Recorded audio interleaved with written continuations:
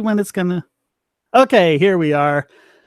Welcome. Yes, it's a second live stream here for the month of February. This one is not the one that's done for the benefit of the supporters. We've already had that, but as always, they are invited along with the co-hosts. So far, the only one to show up is Chris Hangartner. How you doing, Chris?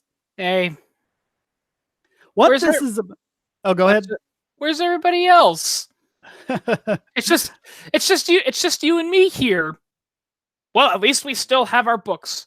Yeah. Dropped one. No, the reason for this is everyone said, do the Green New Deal, do the Green New Deal. So I did it. And they said, oh, that was the wrong Green New Deal. That was the Green Party's Green New Deal. And they wanted me to do the one from Alexandria Ocasio-Cortez.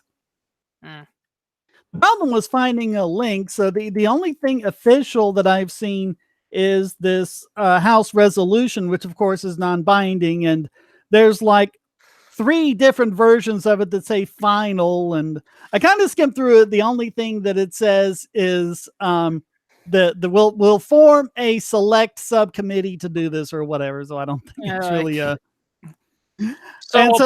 So basically it's like Cortez herself, where she claims that she wants to do this, but in all honesty, if you actually pressure, she has no idea what she's doing.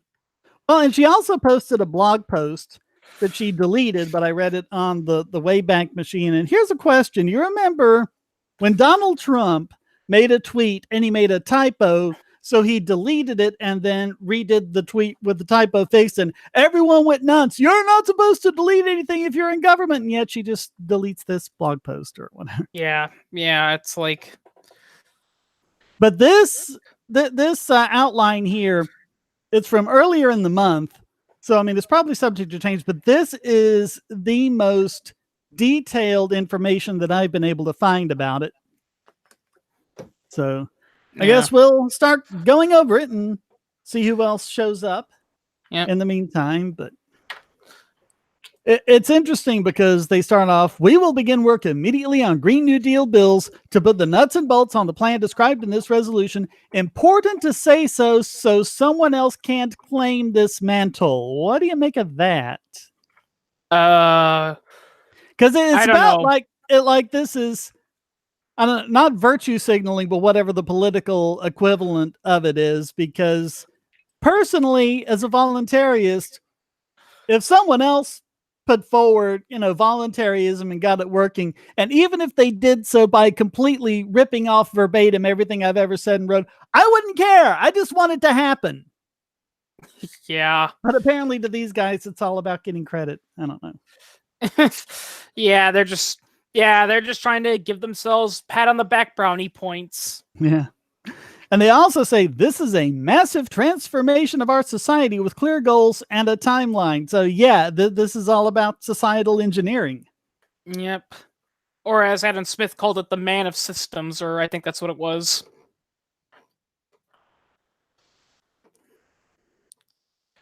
My scrolling's kind of funky today. I got a new mouse and it's a lot better, but I'm still dialing in the settings. Yeah.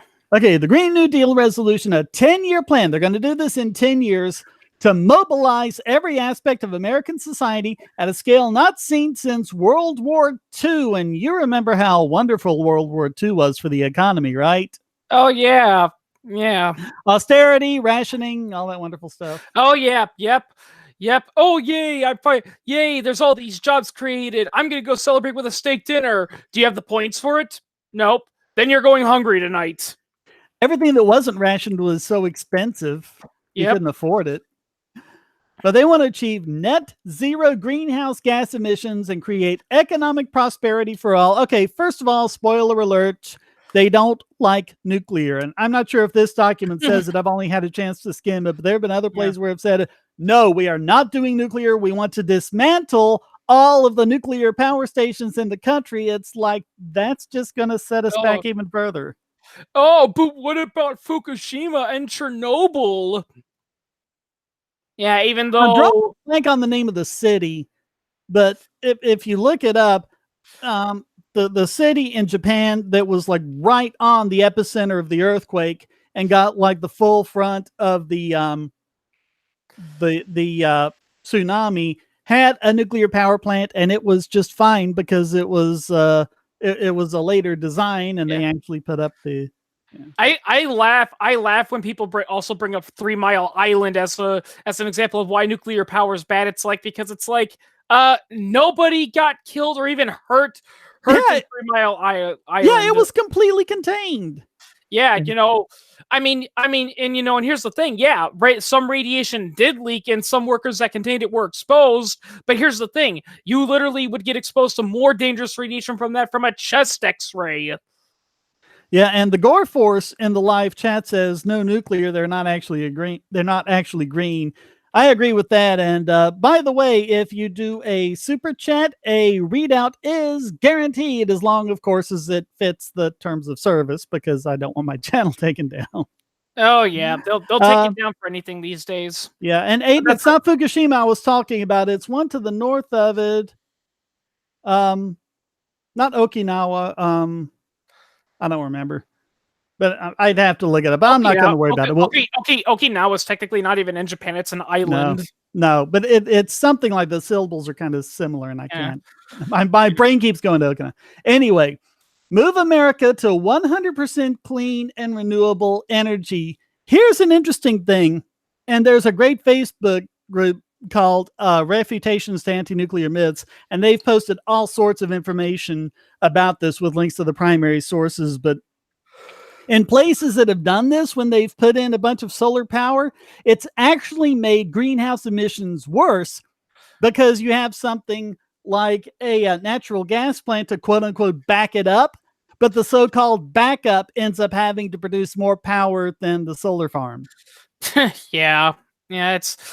Yeah, solar farms are a big boondoggle. I saw one time on John Stossel, he was interviewing a guy that was a big advocate for solar and wind energy and all that, and he was talking about all the science and about how it can work, and Stossel brought up something that kind of left him speechless. It's like, well, if it is, clean, renewable, and cheap, why isn't the public sector funding it? Why does it have to be bailed out by the government?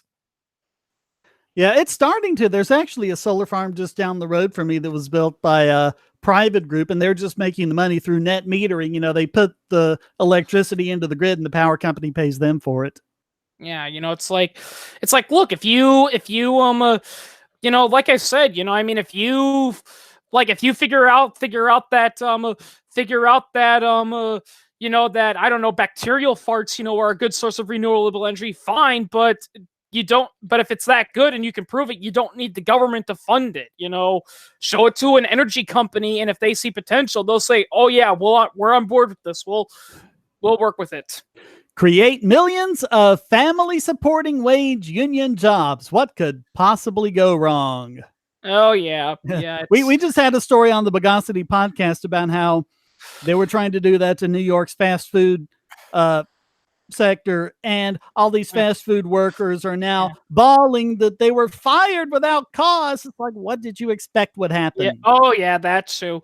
And not to mention, they always say, well, we're all pro-union. It's like, okay, well, me and my coworkers, we're going to get together and we're going to make our own little mini union that'll just be between us and our individual store. And they're like, no, you got to join this big giant union. It's like, how's that union different from a corporation then? These next two kind of go as a pair. Ensure a just transition for all communities and workers. To ensure economic security for people and communities that have historically relied on fossil fuel industries. And then basically the same thing for communities. Prioritizing investment, training, climate, and community resilience. So, okay, if you've relied on fossil fuel industries, you're going to get a subsidy. And if you've been going over to, environmentally friendly technology, you're going to get a subsidy. Basically, everybody gets a subsidy. Like Oprah. Yeah, you get a subsidy. You get a subsidy. You get a subsidy.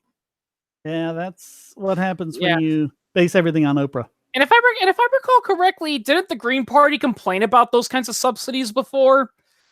I think they were wrong. I think they weren't against government subsidies. They were basically, what a lot of politicians do is, it's basically, oh, we hate this government program when it's not benefiting us. And then we've got FDR's second Bill of Rights. They apparently think was a good thing.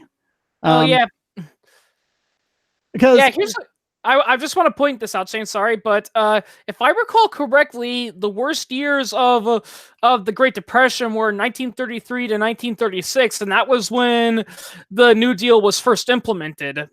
Yeah, and 36, Coincidence? I think, was when the Supreme Court struck down a lot of it. Yeah. Coincidence, people? But this is guaranteeing a job with a family sustaining wage. Why does every single job need to be family sustaining when a lot of workers, especially those just entering the workforce, don't have families? And speaking of workers, how come like the people, in the factory are considered workers, but the guy who's running and making sure the factory is running smoothly and getting in new investors, how come he's not considered a worker?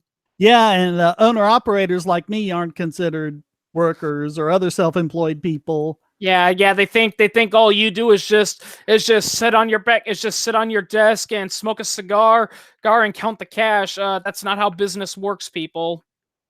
Basically, every time I don't have another obligation, with family or something else, then I'm sitting here either doing work or trying to figure out how to get more work in.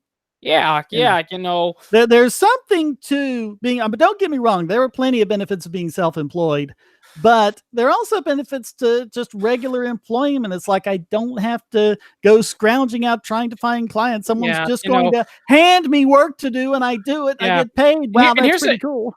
And here's another thing I pointed out to a socialist, and he still didn't get it, was that, and here's another thing, if you're a worker and you lose your job, well, yeah, losing your job is tragic, but a regular skilled worker can easily find another job. If you're a businessman and you lose your job, you'll lose almost everything, all the money you invested, everything, you lose everything. You lose that money, you lose, you may lose your house, if you put it down as collateral. And not to mention, if you do have a business idea, it's going to be much trickier to get investors into it, because new investors are going to be like, yeah, but you had this business and it went under, But if you're just entering the workforce, if you're a teenager who's just, going into the workforce, or you just graduated, or you're an immigrant or something like that, you need those entry-level jobs. You're not worried about a family right now. You're worried about coming in and getting some work experience so that later on down the line, you can be making more money and start a family. Oh, yeah, exactly. Most people, I work as a pizza delivery driver. The majority, with the exception of the managers, everyone that works there doesn't really have a family. They're people like me who are either still in school and are looking for a job, to make extra money on the side, or are fresh new to adulthood and are just trying to get a starting point to see where their place fits in life. They're not worried about family. They're just worried about, food and a couple of bills, but that's it. The next one is high quality education, including higher education and trade schools. So first of all, I think we've pointed out the problems with this, how you just make it more expensive. But second, is this starting to sound like it doesn't actually have that much to do with the environment? Yeah, and it's like, I hate it when people talk about that, about how, they're like, oh, we need to make college, free and all that. And I'm like, yeah, well, elementary to high school is free, and look how well that turned out. Hop blue. I made it. It was like in the 19th century, I think you went through 6th grade. And if you look at some of those 6th grade tests back then, they were actually pretty tough. But then they said, I don't know if they went to 9th grade, but at some point they went up to 12th. Every time they kept bumping it up, the overall education just got suckier and suckier. Oh yeah. I mean, it's pretty funny. We look at some famous historical figures and they talk about, did you know that this guy only had a 5th grade education? They're like, wow, so he must, and they think, oh, he must have had the mentality of a 10-year-old. But nope, if you actually read, the historical work that they made people of that grade level do back in those days, it's actually on high school levels. Clean air and water and access to nature. We need government to give us access to nature. That's funny. Funny. Because trees, mountains, and parks didn't exist until the government came and made them. What's funny is that why does that argument sound an awful like what creationists say about the earth? Just replace God created the earth with the state created the earth. You were saying, Hoplu? Sorry, someone barged in. I was saying funny? It's the government who's prohibiting people from living off the grid and having access to nature. Yeah, yeah. Adam ruins everything this season. He's had basically one segment every show that was just cringe, and the rest of it's been okay. But he actually ended his episode about nature, with a good thing by saying, "Look, humans are a part of nature. You might be in the middle of a city, but there's still nature going on all around you." Yeah, The separation between humanity and nature really doesn't make a lot of sense. Yeah, how come? Yeah, I mean, it's like, yeah, that's why I laugh at those misanthropic nihilists that say humans are a plague and they're unnatural. I'm like, if we're not natural, then how are we here then? Yeah. Yeah, humans didn't appear out of nowhere. Humans didn't appear because God sneezed and we came here. All that we evolved from primates. Healthy food. I think it was Although John. I think it was John Stossel who showed that, the government did the 4 food groups, and then later they did the food pyramid, and it wasn't really based so much on what was healthy, but on what everyone lobbied it to do. And he was showing that it's basically, helped spur the things like the obesity epidemic and stuff like that. Yeah, actually, I mean, the thing is, I actually saw this documentary called Fathead, and it was a debunking of the quote unquote documentary Super Size Me, and he pointed out that the food pyramid and all that was pushed for by was it George McGovern, or I can't remember, and you figured out, well, he must have known that. Well, guess what he based his study on? He was following what was known as the Pritikin diet, which was a fad diet. So that one was kind of a mixed bag for me. Super Size Me. There was some good stuff in there, but there was a lot of pseudoscience as well.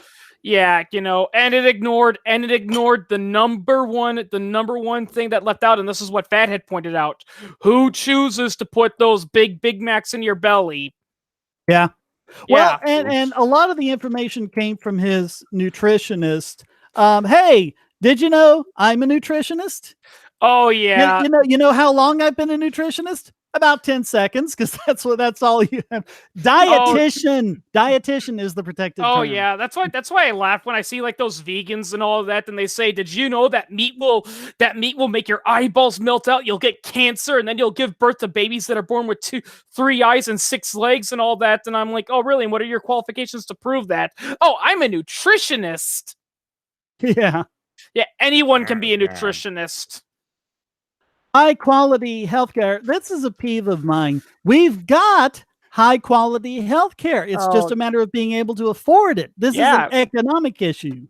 Yeah, it goes all the way back to a video you made all the way back in the before time of 2011, if I recall correctly. You said the U.S. does not have a healthcare problem. We have one of the best quality of healthcare ever. We have some of the best drugs and surgeries ever. The problem we have is economic issue because, it's expensive, Yeah, I believe you're thinking about how to fix healthcare without spending a dime, which was pre-Obamacare. But basically repeal Obamacare to the list, and I think it all still pretty much. To be fair, I mean, a lot of people don't want to admit it, but a lot of the stuff that Obamacare did was actually kind of what Bush did. A lot of people fail to realize Bush did push, for quasi-universal healthcare like programs. They were just small and minor, and all Obama it's pretty much a mirror image of what the Republicans were pushing in the 90s. Yeah, the only difference that Obama did was he made it more public and he made it apply for everything. Safe, affordable. Go ahead, Hopley. Then there's the fact that like a lot of this pushing towards quote unquote high quality healthcare is ultimately what makes it so expensive in the first place. Like, for example, the American Medical Association's lobbying for harsher requirements for doctors and for hospitals under the guise of, we just want to make it so that you aren't getting a back alley surgery, when in reality the intent for all these laws that they pushed Yeah. is to make Oh yeah. medical costs more expensive so that they can make a larger profit. Well, Oh and there's yeah. stuff like if you want to open a hospital, you have to get a statement of need. And if you want to know what that is, basically it's permission from the people you want to compete with. Yeah, John Stossel was talking to a guy like that who lobbied for the statement of need, and he's like that, and he's like, yeah, and I'm pretty sure McDonald's and Burger King would love a law like that. It's like, oh, you're a good cook and you want to open up a restaurant. Well, you gotta fill a statement of, does this town need a new restaurant before you can open it? And speaking of Stossel, this next one goes into it too, because he's done this a lot: safe, affordable, adequate housing. And just recently, someone might have to jot down the videos if they want me to put these in the notes. Yeah, that thing in San Francisco where that entrepreneur tried to take that old, I don't know if it was a strip mall or a laundromat, and he was gonna rebuild it.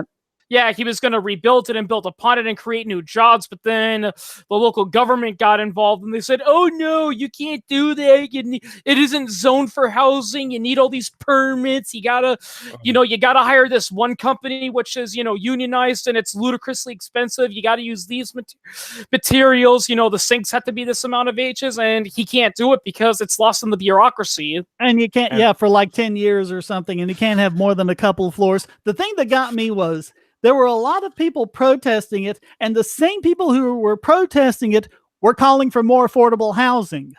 Oh yeah. Well, they want affordable housing, but they want the government to do it, not a private corporation. Yeah, even though some of the worst, neighborhoods to live in were the government project areas. That's the reason why a lot of ghetto rappers always talk about growing up in the projects, because that's what they were, government projects. And then there's that one guy from LA who made like these small wooden box cars for homeless people, like $1,000 box cars, or maybe I can't remember how expensive they were, but little box cars for homeless people to live in, that so that they can put their stuff in behind a locked door instead of a tent. Yeah, fighting for it on the street.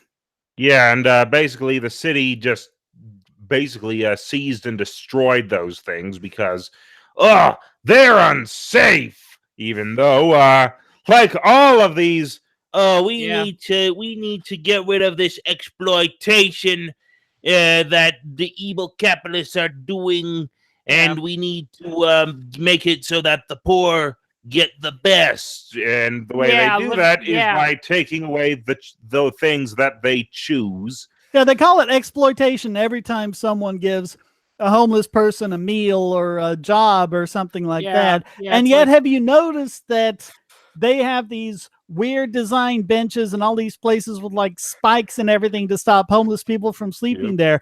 They don't want them visible. That's the thing. Here's another thing about like California, sort of like San Francisco. Basically how it's mostly like people, like sort of the angry neighbor who doesn't want like I don't want some tall building to be tall next to me. I want to have this short building, and I don't care about the homeless living in that. The government will handle them, even though they've been saying, buy the property, build a short building there, and rent it out. Yeah, and they always talk about how, those little shacks are too small or too unsafe, and it's like, as you pointed out, Hoplo, compared to what? Living under a bridge, which is definitely not safe, living in those shanty towns, where you're living in those crappy tents that can't provide you from anything, next to people who have history of, mental illnesses and alcoholism, it's like, that's totally safer. But like, it's basically one of those. Now, ignoring the fact that in California they've been pushing, the politicians have been saying we need government housing for like 30 years now, and the reason why the sort of entrepreneurs are being prohibited from building more houses and more buildings, more apartments and the like, is because of the fact that all these sort of stuck-up bastards we need our neighborhood to be neighborhoodly. It's one of those ironic terms, but how bourgeois can you get? Yeah, they're totally, bourgeois. yeah, They're about yeah. as bourgeois as you can imagine. Yeah. Most socialist founders were bourgeois. Karl Marx and Vladimir Lenin were technically bourgeois. So was Che Guevara. Yeah. Anyway, let's get to the next one. Yeah. Let's get to the next one because this one makes me face palm. Economic environment free of monopolies. Oh, so you want to get rid of government then? Sounds good to me. Well, no, we just that is like the ultimate monopoly. Yeah, that's like yeah. Why is that all of these essential public services are being monopolized, and you're fine with that? But X outcompetes Y because they're providing goods and services at the highest quality and the lowest price. Yeah. Unacceptable. Lawsuit for antitrust. No. Yeah, I think it was Murray Rothbard, I think, if I'm remembering correctly, who had this thing about, public utilities and why they're so-called natural monopolies and how they're really not. Yeah. And people, you need to get your economics from somewhere other than a boring board game. Yeah. Which is largely boring because people don't play it by the rules. But the thing is about quote unquote natural monopolies is that you have empirical examples of the city of Chicago, of which had I don't know how many electrical companies competing with one another. It was 2 or 3 digits. But I don't know. But anyways, then you had the New York subway started out as a bunch of different private companies competing with each other, but also accepting each other's tickets because people wanted to go online. And then New York just declared eminent domain took over. And they say, well, you have to have government to do that. No, largely. Yeah. And apparently, according to an interview with John Stossel, it all happened because, I think I don't know if it was during the Great Depression or World War I, but, the economy was doing kind of bad. So they had to increase it from a nickel to a dime, which was the equivalent of $1 or $2 back then. I don't know. And then a bunch of lobbyists said, oh, that's unfair. You're increasing prices during a time of economic emergency. And then the New York government did what you said. They basically declared eminent domain and basically annexed all the subway systems. And the result is you get subways who, according to some New Yorkers, are hot, smelly, and poorly maintained. Economic security for all who are unable or unwilling to work. So basically, universal basic income. And you want to bail out lazy people? One more thing I want to say about economic environment free of monopolies is sort of the true nature of antitrust for those who don't know it. Basically, the way antitrust laws are set up is that if you raise your price, you're gouging. If you lower your price, you're predatory. And if you keep your price the same, you're fixing. Yep, so basically, it's a means for government. I like how they say, oh, we can't have monopolies, we need competition. But as soon as you actually start competing, then you're being anti-competitive. Yeah, it's like one of those. Anti-competitive means you're competing too well. Yeah. Here's a truth about here are 2 truths about Standard Oil. The sort of go-to, good thing we had antitrust laws to break up Standard Oil. Here's 2 truths. Number 1, Rockefeller reduced the price of kerosene by 90%. I'm not exaggerating. 90%. People could actually afford to keep their houses lit at night because they didn't have to get oil from a whale. And number 2, by the time he had his antitrust case, his company was no longer the majority holder of market shares. And they look at that time when they had whatever it was 95% of the market for a few years in the 1870s or whenever. They kind of make it sound like they were just taking over the market and taking market share. But no, they were increasing the size of the market to people who couldn't afford. Yeah, I mean, if I recall correctly, extracting kerosene was a relatively new thing. And, the reason why it seemed like he had a virtual monopoly was because at the time, he was the only person that was doing it, but other people saw the money he was making and they started up their own companies and they did that. And actually, Lord T. Hoggett pointed this out. Another thing that Standard Oil also debunks is the myth that, but without antitrust laws, big corporations will just buy the competition every time they do that. Yeah, but there's a price to buying out. In fact, a common scam that used to be done back in the day was you would start out a bogus company, but you would make it look like as if it was the next big thing. The guy would come out to you and say, hey, I'll buy your company for $1 million. And it's like, okay, and you sold them $1 million and your company was worth nothing. Yeah, that was happening. People were starting oil companies just so Rockefeller could buy them out. Yeah, he was creating a market for competing oil companies is what he was doing. Ironically, we're actually starting to see that now, with a lot of the big entertainment medias, especially with the copyright laws. I mean, I recently read somewhere that Disney's not doing so well, and one of the reasons is because instead of actually producing something, their method of growing is, we just got to buy everything, and it's not going so well for them, No. Yeah, Marvel Disney is on the brink of collapse. It's pretty much Marvel and their animated films that are I know you don't like it when I bring it up, but I think another good example is Star Wars. They bought Star Wars for all this money, and they thought it's gonna pay out. We own Star Wars now, and then they see it's not going so well. The toys are selling, the movies are barely breaking even. It's just. Yeah, it's proof you can't just buy everything to get a monopoly. There's a cost to buying something.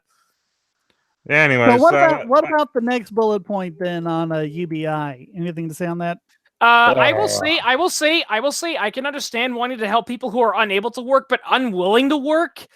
So basically, it's like. Basically, you want to help. I just want to be lazy and play video games. Yeah, basically, you're saying, we should give a standard income to people like Chris Chan. I'm pretty sure people know who that guy is. Yeah. Oh god. Oh, good. I will say this, Shane. Just don't look him up. You'll be a much more sane person if you don't know who Chris Chan is. Yeah. Okay. Yeah, but, let's just say he's a rare case of a human where, like, if you see him living, you're like, oh my god, this guy can't be real, but he is real. So yeah. And then there's going to be the standard claim of, oh well, if the poor have more money, they'll go out and spend it. Well, number one, the poor and the rich spend money on two different things. The poor. Or maybe not the poor, but sort of like the common man, like sort of poor to middle class, just that, you know what I'm saying. But they buy stuff like consumer goods, and they buy stuff like candy bars and cars and houses and all the like. But here's what the rich buy: the stuff to make those consumer goods. Yep. Yeah, and to expand and create more jobs and increase pay for workers. I mean, seriously, lottery winners are a perfect example of why Keynesian economics don't work. Yep. Yeah. All you need to do to debunk Keynesian economics is just ask, in the age of printing money, why is it that Africa is so poor, even though they have the ability to just print enough money to buy everyone mansions? Zimbabwe being a famous example when they had to start printing $1 million bills. Yeah, they actually have $1 trillion bills now. Wow. Yeah. I haven't been keeping track of it, but I know that I think Nigeria and Ghana and a couple of other countries have some strong supporters of Dash who are going and trying to get businesses and people to use Dash and get people over to crypto. But if you do something like that, then the SJWs abroad and here will say, "Oh, that's American corporatism, which is imperialist in nature." No, these are people who live in the area. Well, I know that. I know that, but that's what a lot of people say. If a company from another place like the U.S. or Western Europe tries to open up a factory that offers fairly decent jobs for the area, they're like, "Oh, that's corporate imperialism."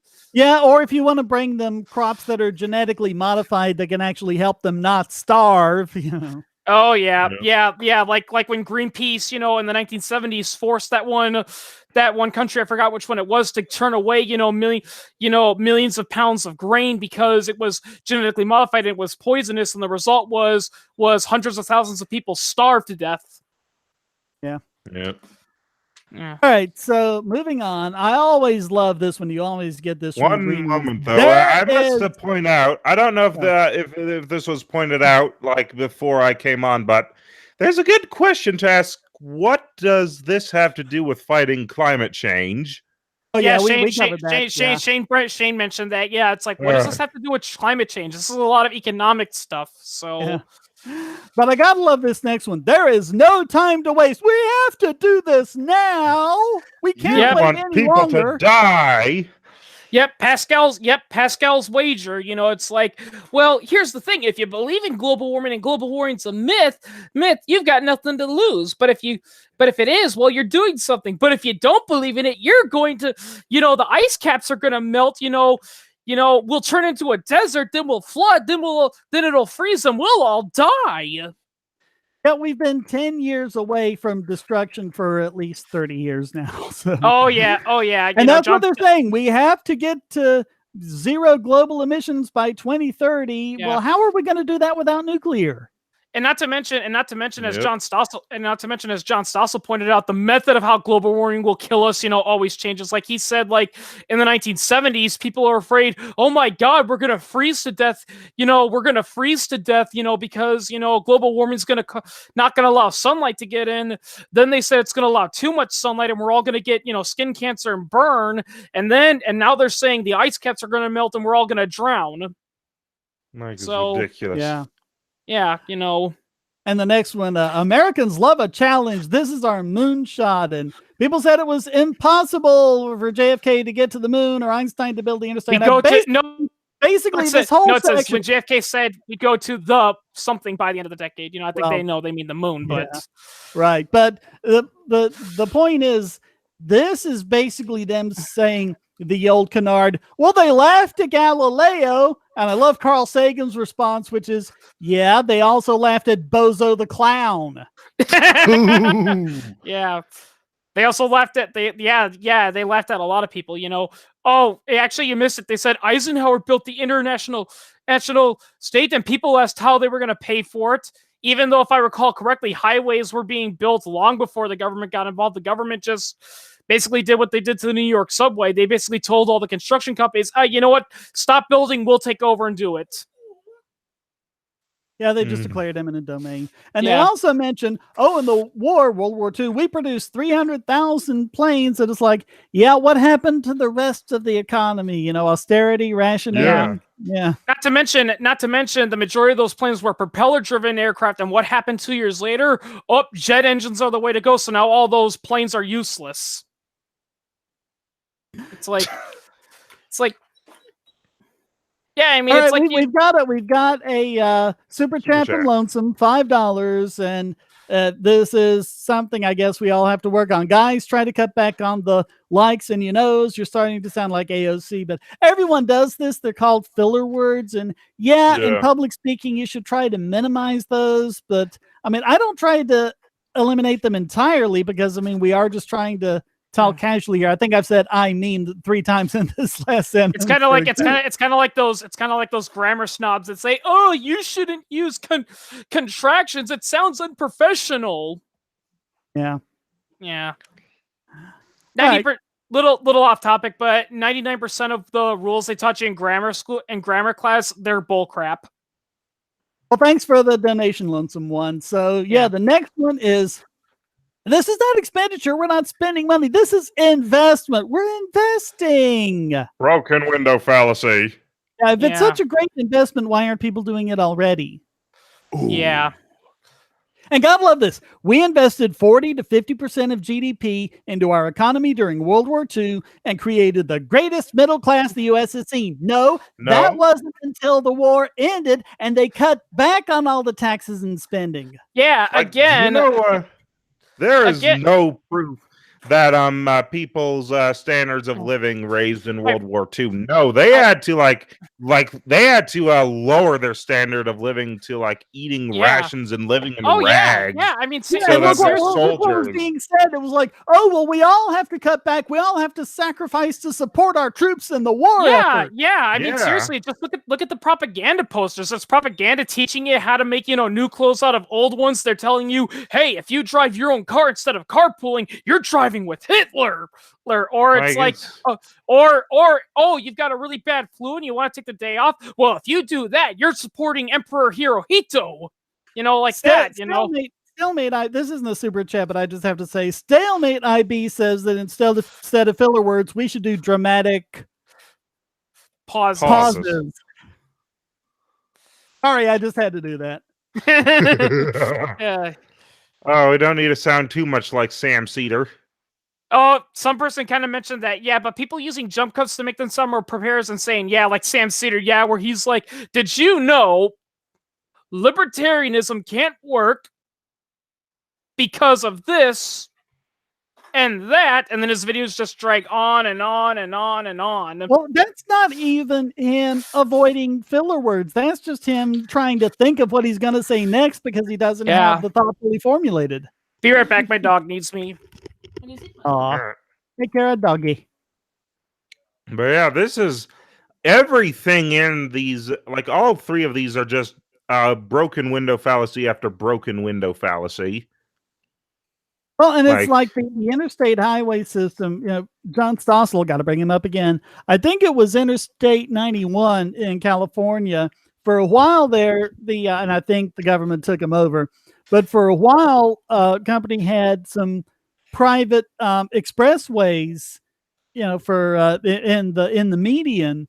And I mean, it was working great. And I mean, they had an incentive to keep the traffic flowing. If you broke down, they'd send someone after you with a gallon of gas or whatever and get you on your way. Yeah. They had the incentive to do it. You can see the same thing in Paris with the tunnel, because I think government started doing that and then kind of gave up, and then a private company took it over. Yeah, the interstate highway system is a joke. It's, for any further proof, come to my city. We have terrible road system because the government barely does anything. I mean, in fact, yesterday I had a close call. On a busy road because we had rain, and then the very next day we had very freezing weather, so there was ice everywhere, and the city government didn't properly, track it by either putting sand or ice on it. So my car pulled a 180, and the only reason nothing bad happened was because I was luckily, in an area that wasn't in the middle of the road, and I just pulled to the side. So yeah. But I think the Indiana Turnpike is privately run, and I mean, it's really nice. And every now and then you've got these little areas where you can pull off and get gas, and they've got these nice little eateries. I think it was one of the first places I saw with free Wi-Fi, way back in the day. Yep. Well, like this again, broken window fallacy. What could have been built instead if people hadn't had the I don't know how much the interstate highway cost, but what would have been built instead? You're seeing the seen, but not the unseen. Well, and they're complaining about greenhouse gases. A lot of that comes out of our tailpipes. What are roads, government roads, except one massive subsidy to the automobile industry? Yep. If we didn't have that, what would maybe we would have done roads, but maybe we would have come up with something else, some kind of people mover or something like that. Yep. Yeah, it's like, and it also reminds me when it's also kind of funny when a lot of, people say, oh, look what they have in China. I mean, in Japan and Korea, they've got these bullet trains and all that. How come we don't have that? I don't know, because if you look correctly, the majority of those trains were made by private companies. Yes. Yeah. Here's another spot the fallacy. The Green New Deal has momentum. Oh. Citation needed. Yeah, and even if it is true, basically they're doing where, part of my language, I don't mean to trigger anyone, they're basically doing the gang rape fallacy. It's an argument ad populum. It's like it isn't a gang. This girl wasn't gang raped. We all voted, including her, and the majority of us voted to rape her, so it wasn't a rape. Yep, 9 out of 10, 90%. Isn't that amazing? Yep. Also, I need a citation as to 92% of Democrats, and especially 64% of Republicans supporting to ban planes. Yeah. Well, and you got to wonder, what were they asked? Do you support this? Do you support that? Because, are they talking about the specific plan we've just been looking at? Or Yeah, just it's Yep. and again, even if it was true, they all voted for this actual New Deal, as stated is, that doesn't mean it's correct. Everyone, the majority of people can say, oh, 2 + 2 = 5, not 4, but the laws of mathematics say 2 + 2 = 4. You can't change that. Yeah, go to dumblaws.com and know that most of those were passed by a majority. Yep. Yeah. Blue Brian Mullins the Fox says that your voice reminds him of Cleveland from the Family Guy. I saw that on my separate monitor, and I was gonna say, curse you! Yeah, you just gotta talk a little slower. Well, I Cleveland guess. is kind of more nasally. Yeah. What the hell? Oh no! Oh no! A little more warbly. Oh I no. don't watch Family Guy, so I probably I gotta not the stop greatest taking at my it. baths during Peter's shenanigans.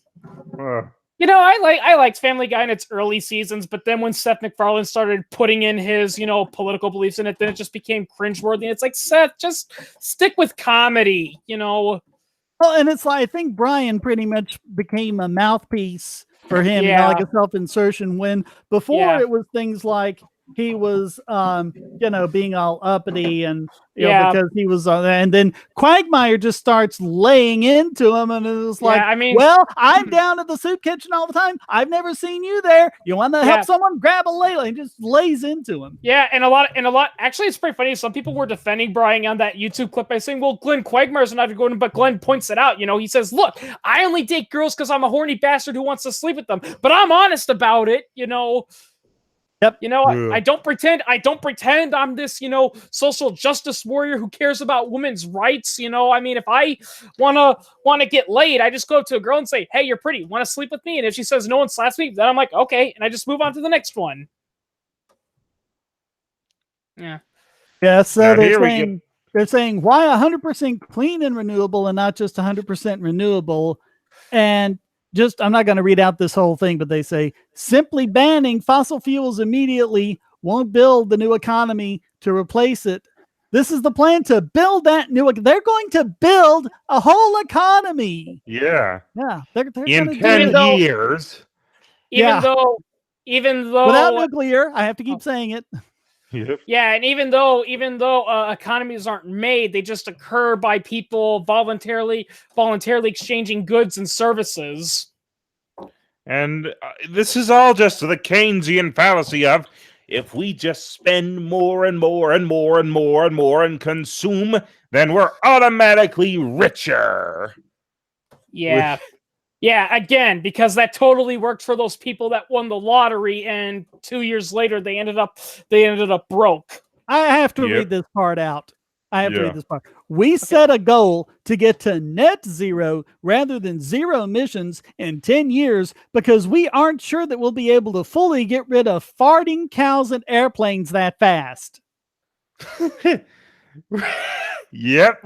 This is, by the way, this is a part that they wanted to remove, and then they decided, like, oh no, we didn't.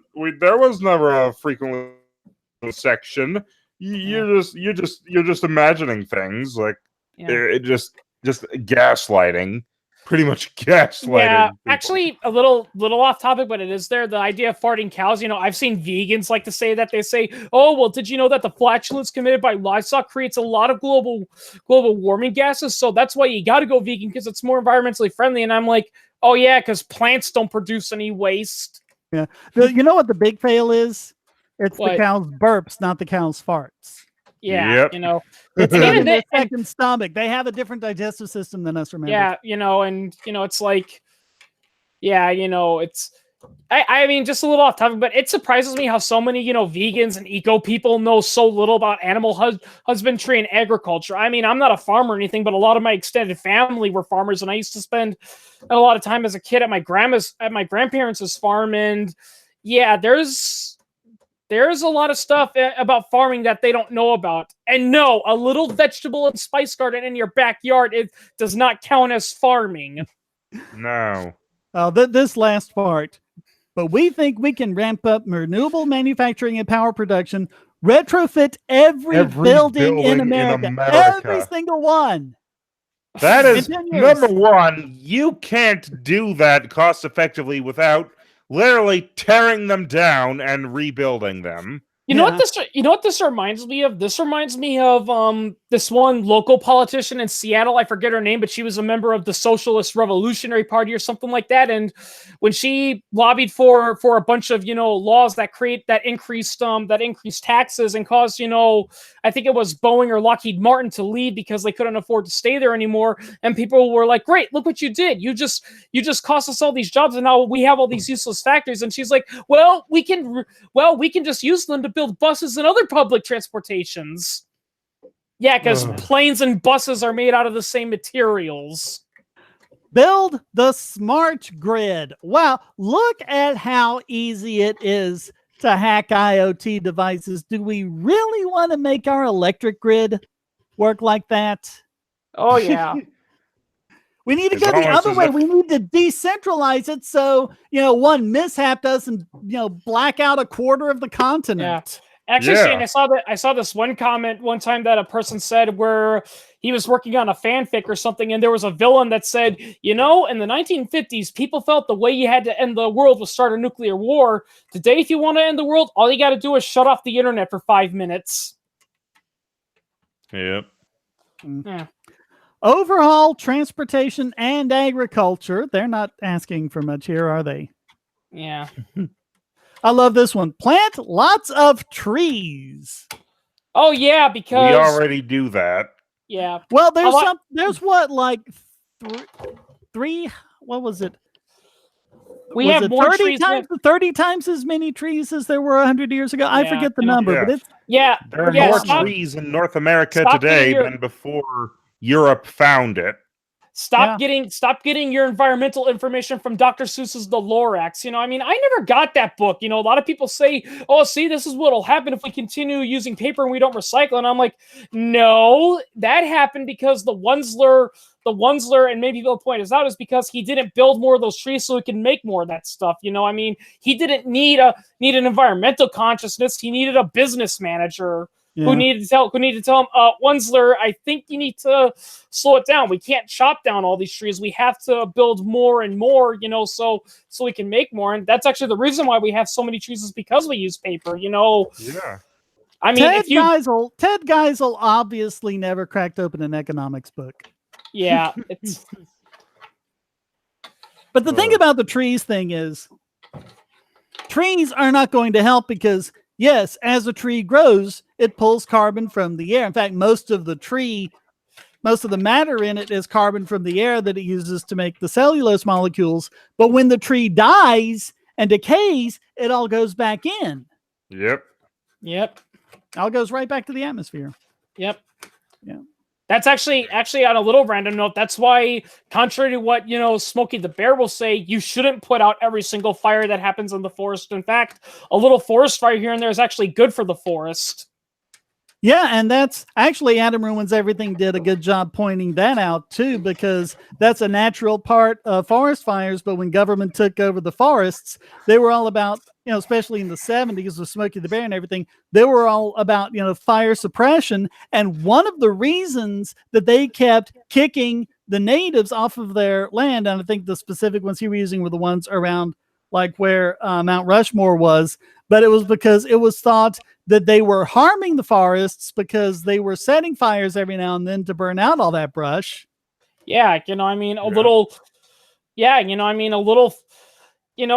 forest fires, they're natural, they're usually natural disasters like many other things, and they're good because, it's pretty funny because, especially like the movie Bambi, like to portray a forest fire as a destructive force of nature that kills everything that's in its path. But many people have pointed out, most animals are usually safe from forest fires because they can get out of the way long before the fire gets there or seek shelter. So yeah, evolution already put that into them. And in fact, there are some pine trees that need forest fires to open up the pine cones so that they can reproduce. Yeah.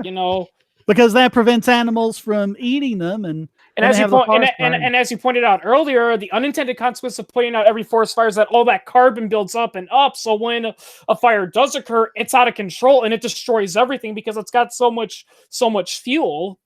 Yeah, that's why you have all these wildfires. Yeah. Why you have like entire towns in California? That's the reason why California. That's why half of California and Canada are on fire. It's because a lot of their land is managed by the government. That's why I'm so glad to be in the desert where even the government can't screw up that badly. They will. Like Milton Friedman said, you put the government in charge of the desert, within 5 years, there's going to be no more sand. Well, yeah. So this next part is the part about nuclear, and they actually say, it is unclear if we will be able to decommission every nuclear plant within 10 years, but the plan is to transition off of nuclear and all fossil fuels as soon as possible. When nuclear is the best thing we have that can prevent or maybe even reverse global warming. Oh, yeah. I mean... And actually, Shane, we were talking about this about, nuclear catastrophes and all that. Another reason why there is a risk, in the first place for those nuclear meltdowns in the first place is because a lot of nuclear plants use uranium and plutonium, and there's other nuclear materials we can use that work just as well, but they're less dangerous. But the problem is that because of the Cold War, the government subsidized all the uranium and plutonium fields and put the thorium reactors out of there because uranium and plutonium have better military applications. So... Well, that wasn't even the big reason. The big reason was because the Navy wanted reactors in its aircraft, but thorium reactors are cooled by convection. So when the plane goes into a dive, the reactor wouldn't be cooled anymore. And so that's why they came up with the pressurized water reactors. So they came up with all these designs. Then the Navy said, okay, we're not going to use aircraft reactors anymore. But no one thought to go back to the drawing board. They just kind of went for uranium. Yeah. Yep. And here's another thing that a lot of people like to bring up Chernobyl. Here's the thing. Chernobyl has been over exaggerated. I remember talking to Chernobyl about that, and they talked about how, there's a thing in Chernobyl called the elephant's foot, which is this melted mush of radioactive materials, and it says it's so dangerous that if you even stand right next to it, it'll kill you within 5 minutes. And yet there's photographs of people sitting right next to it with just, masks and all that, but they still have skin exposed. And guess what? The people there are still alive and well. Yeah, you probably wouldn't want to stand next to it unprotected, but you don't have to go that far away before it's safe. And I mean, they were talking like, it would be so many centuries before anything grows there. Well, now it's all lush and... Yeah, in fact, actually one of the reasons why Pripyat is still largely uninhabited is because they sent, a team there, to assess the damage, and there was so much growth and all that the Ukrainian government was like, wow, like there's literally, buildings that are covered with trees and vines that they're like, you know what, let's just leave it that way because it's going to be way too expensive to remove it all and get the people back in. We'll just leave it as is, And then there's the fact of life that, number one, you shouldn't expect much out of a Soviet-run power plant, and number two, a Soviet-run power plant may as well have been intentional to, like Thoma believes, friend of mine, Thoma, believes that it was intentional so as to scare the West out of nuclear power so that the Soviet Union would have an advantage, like sort of an economic advantage over them. I think if they had tried to do that, they would have screwed it up and there would have been no disaster. But I can't remember the details, but it was something like there was something they were trying to do. And they were testing. I know this, Shane. They were testing, according to interviews with people that actually worked there, they were going to put it through a test. They were testing a new type of reactor, but several of the workers contacted, the higher up saying, hey, reactors 3 and 4 aren't looking so good. I don't think we should do the test until we can figure out what's wrong with it. But they said, no, go with the test anyway. And reactor 4, I think it was reactor 4, was old and it was falling apart. And because of the test, it ended up overheating, which led to a meltdown, which led to a fire, which in turn is what caused the problem. And that's another thing too. Chernobyl didn't explode. It just caught fire. Yeah. Yeah. Yeah, but it was something like they were, whatever the test was, it was something like power plants in the West were doing this kind of stuff over 5 years, and they were like, well, we're going to show them that socialism is better. We'll do it in 6 months or something like that. And it was just the rush to try to do it quickly. Yeah. Oh, yeah. Yeah, I actually brought this up a long time ago, but a lot of people love to talk about Sputnik and how revolutionary it was, and even my friend fell for it, and they talk about how revolutionary it was. It's like, I mean, yeah, it's impressive that they launched a satellite into space, but what the hell did it do? It beat. That's all it did. Well, and it was just to beat the United States, but they could have just launched a satellite if they had wanted to. They were actually waiting to build something useful that they can actually talk to and get information back from. If I recall correctly, Explorer 1 actually did something. It detected, stuff in the atmosphere and helped us better predict weather patterns and all that. Whereas Sputnik, all it did was beep and collect ions or something like that, and that's all it did. I think the ion thing was just like a side effect of it. They realized that the beep was modulating based on what was going on in the atmosphere. Yeah, and basically, Sputnik was basically the Soviet equivalent of the machine that goes ping. Yeah. It's like, oh, and here's the machine that goes ping. You can't have the machine that goes ding. Yep. And don't forget the machine that's the most expensive one in the building. Yep. Yeah. We need that because the administrator's coming. Yep. Yeah. Oh yeah. It seems like some of these government deals, it seems like, they thought that Monty Python was a documentary for how to do stuff, because there are some government programs that it's like, this has to be a Monty Python skit because there's no way they can do it, but nope, they did it. Like, I know it's a little off topic, but there was one case where they spent $1 million training prostitutes to drink responsibly, and the prostitutes were in China. I will say the funniest government waste spending I ever experienced was they once spent a few $1 million going to South America to study why gay prostitutes engage in risky sexual behavior when they're on drugs and alcohol. Oh. One of mine is like one that they tested on shrimp. I don't remember the experiment. They were putting shrimp on treadmills and testing their oxygen levels. Yeah, that one. Because why not? And another one is a study of why are lesbians so fat. Oh boy. Yeah. Yeah. All right, these next couple, I find these kind of wishy-washy.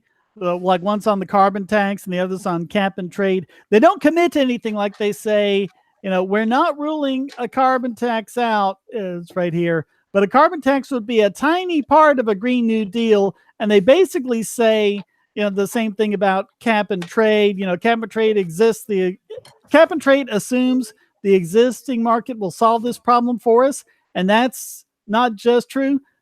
And that's simply not true. But somewhere in here, yeah, they're not ruling it out. They say, well, we might still do it. Yeah. It's classic catch-22. You make all these rules and regulations, but then you don't do anything. And when you ask, well, what are we going to do? It's like, well, let the private market figure it out. But we can't because there's all these rules and regulations. Well, figure it out then. It's like, yeah. What am I? It's like, I think this next one is the first time I've ever seen someone evade their own question in a fact. Yeah. So does a Green New Deal ban does it ban new fossil fuel plants, new nuclear plants? Are we banning it? It says the Green New Deal makes fossil fuel infrastructure or nuclear plants unnecessary. Yeah. It's kind of like when you try to pin down an ANCOM and say, well, wait a minute. If we've got your so-called anarchy and we're over here doing things the capitalist way, have factories where people work for money instead of owning it, what would you do to us? Oh, well, people just wouldn't want to do that. So it's a nice little. Kind of reminds me of the line from Animal Farm where one of the horses asks, okay, so after animals take over humanity, are we going to have sugar? And they're like, oh, you don't need sugar. We'll have all the wheat and hay you can eat. Why would you want sugar? Yep. It's like, yeah, you don't need it, so you shouldn't have it. It's like, well, who are you to determine that? Right. Value is subjective. Yeah. I mean, this is, oh God, this is so stupid. We believe the right way to capture carbon is to plant trees and restore our natural. Someone please explain to them how trees work. Yeah.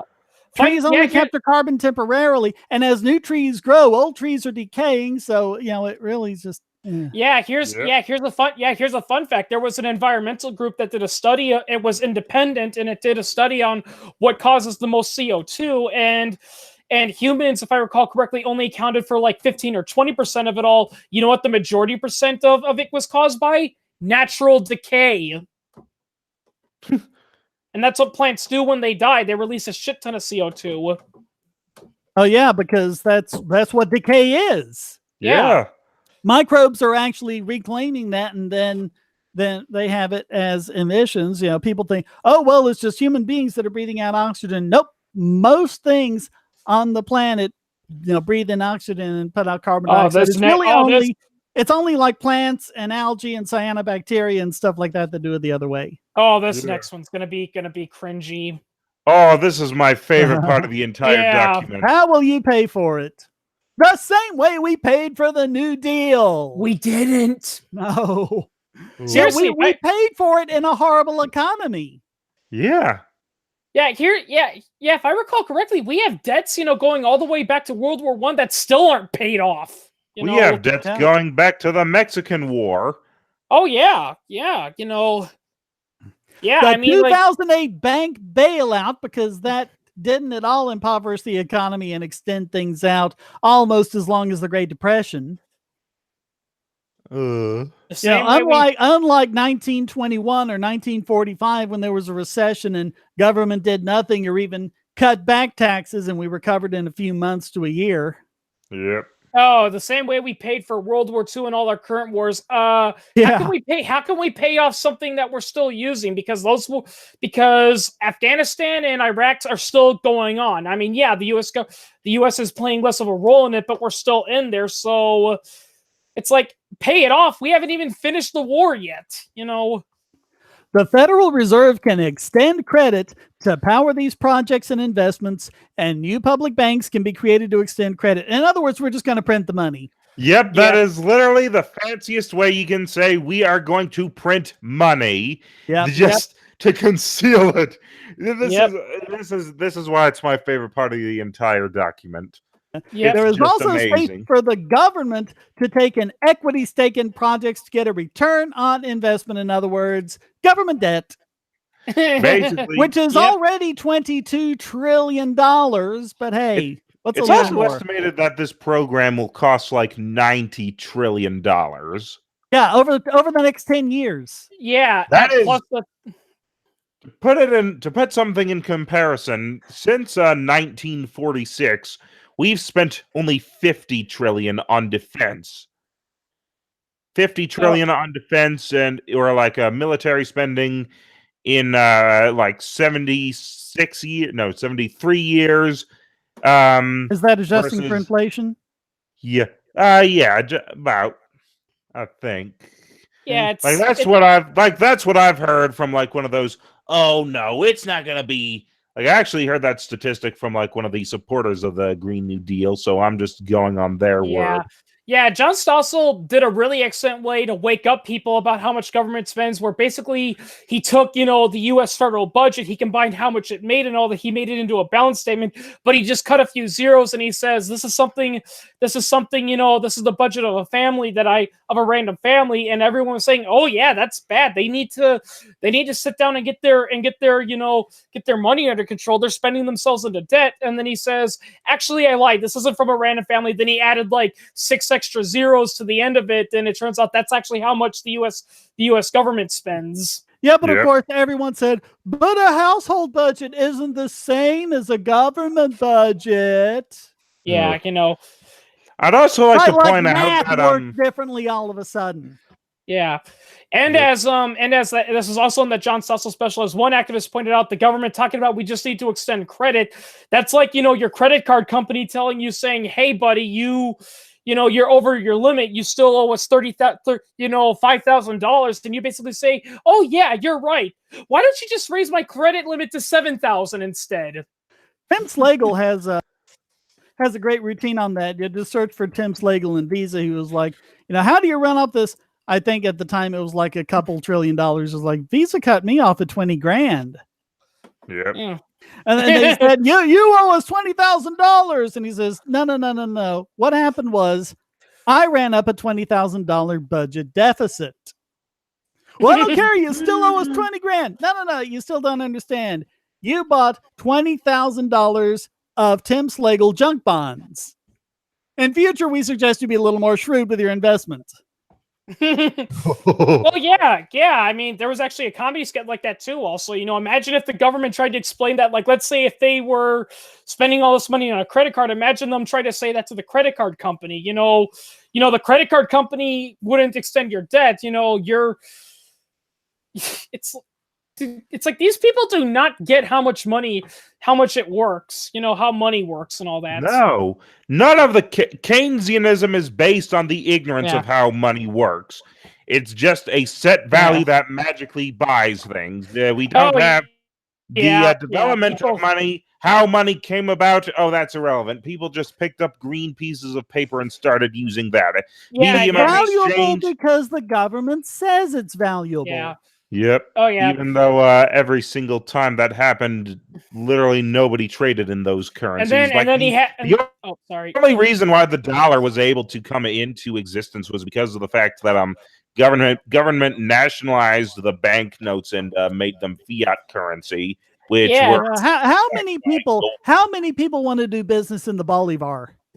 Exactly. Yeah, or the Continental.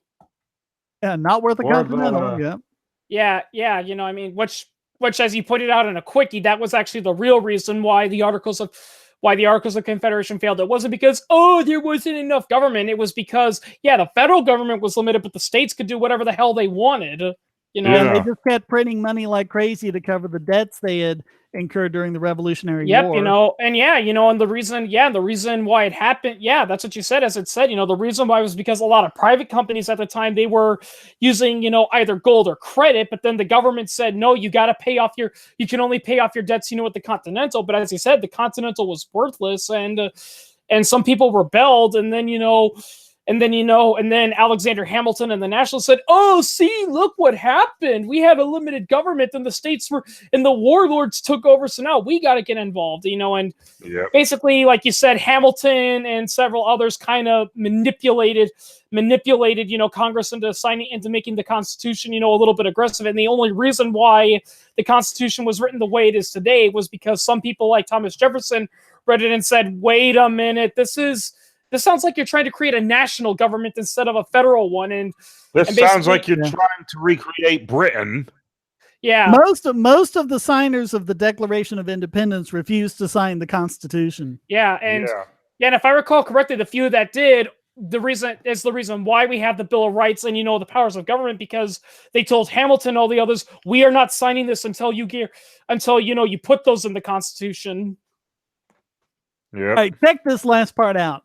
At the end of the day, this is an investment in our economy that should grow our wealth as a nation. So the question isn't how will we pay it, but what will we do with our new shared prosperity? If we just what will we do with all the rainbows that all these unicorns are going to fart out all over the place? It's the same that might as well be what they story said. Over and over again. If we just spend money on this random thing, new money will magically pop out and it'll be just as valuable. Yep. All right, let me give you a little parable before we move on. Here's the reason why places like Venezuela and Zimbabwe have horrific hyperinflation. The government spent a whole bunch of their money on like a lot of these ridiculous social programs and nationalizing the industries and all that. And due to economic mismanagement, of which is inherent in government-run organizations, it never returned. As such, they printed the money, and then they printed more money as that money didn't return, and then more money, and then more money, and the problems just got worse as they printed more and more and more and more. Well, let me give you an idea. That you had in like last couple of years, I think, of Chavez's rule. They changed the Bolivar to the Bolivar Fuerte, the strong Bolivar, by lopping off 3 zeros.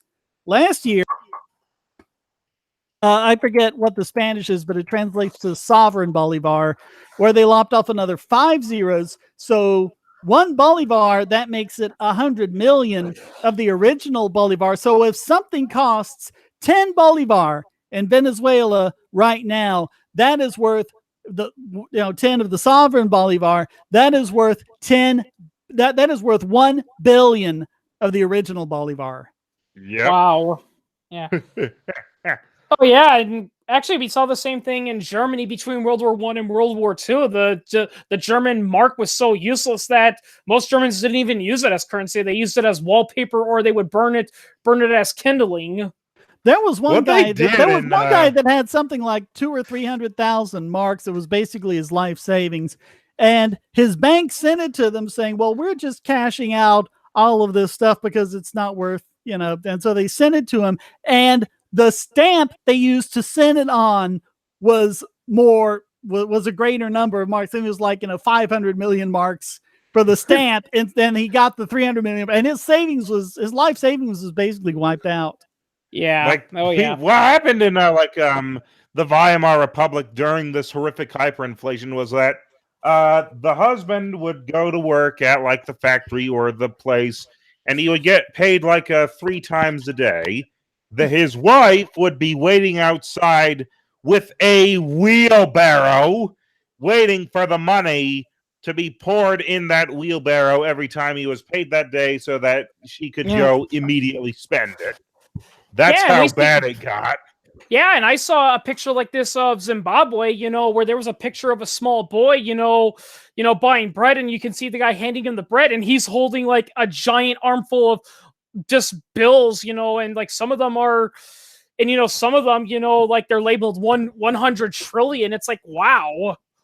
It's like, yeah. All right, check out these next bits, because it's weird, because they talk about tax the rich, but they say even if every billionaire and company came together and were willing to pour all their resources at their disposal into the investment, the aggregate value would not be sufficient. And even if they all came together, they would not be able to do it in the narrow window required to jumpstart major new projects, etc. So then how is government going to afford it? By printing money. Yeah, that's... I have seen some, socialists use this argument, but at the end of the day, it's like that's not an argument for more government. That's the reason why you need to get government out of there, because... check this part out. Also, private companies are wary of making massive investment in unproven research and technologies. Since when? I wonder why. No, since when? How much of what we have, is just, unproven stuff that companies invested in? Yep. Yeah, and here's the thing: in the cases where they are wary, the reason is because of government regulation. Like as you pointed out, and how to fix healthcare without spending a dime. The reason why a lot of pharmaceutical companies aren't investing in new medicine isn't because they're greedy and don't want to put the money in. It's because it's so expensive to get it through all the FDA regulations that by the time it gets approved, their patents expired, and now it's basically a money loser. Yeah. So, Well, and also when they go and start research into new, unproven research and technologies, they at least want it to be plausible. yeah, They want to try to be realistic, unlike these people. yeah, and here's the thing, even, some environments like Bjorn Lomborg, even they understand that, who believe government should fix global warming, even they understand that, it's going to take time to reverse global warming. You can't do it within 10 years. It's going to take a while, And then, the government, however, has the time horizon to be able to patiently make investments in new tech and R&D without necessarily having a commercial outcome or application in mind at the time the investment is made. All right, this contradicts everything you just said before, like how we're going to prosper and get returns on all these quote-unquote investments. This reminds me. But it's like government is all good. They don't have, any perverse incentives. They don't have, any, political incentives or anything like that. They're not just looking for the next election. They're all good and wonderful saints and angels, unlike those horrible private companies who are only living in the now. Yep. You know what that kind of reminds me of, Shane? It reminds me of that line from Ghostbusters where which one was it? Dan Aykroyd's character, I think it was. He's talking about how he doesn't want to have to go back working for a private college. He's like, have you ever worked in the private sector before? It's not easy. They demand results. Yeah. That was a great line. That's actually a pretty libertarian movie. Yeah. Oh, yeah. Yeah. And then there's, of course, the DARPA myth. Oh, yeah. DARPA projects the creation of the internet. And Number perhaps one. most recently, the government's investment in Tesla. Wasn't Tesla? Yeah, if I recall correctly, wasn't Tesla working on their car way before the government? It was only until like this year that the government finally said, "Oh, we'll invest in Tesla now." Well, and mostly they were getting in the way of Tesla. Yeah, that line, about DARPA creating the internet, it kind of reminds me of this really, really cringy episode of Adam Ruins Everything where he said that, private, technology companies didn't invent everything. They just took pre-existing technology that was made by the government for free and they forced you to pay for it. It's like, what? TCP/IP was not the only technology, and it wasn't even the best technology. It was just the only one that the FCC would let them use over the public packet switching networks. Also, not to mention, even if it was impossible for the private sector to create sort of these sort of things, the private sector is what made the internet worthwhile. Government. Yeah, notice how it didn't really take off. It started doing a little better when they got the military and everyone else out of it and put it in the hands of the National Science Foundation. And then a few years later, the National Science Foundation said, you know what? We're not having anything to do this with anymore. It's completely private. And that's when it took off.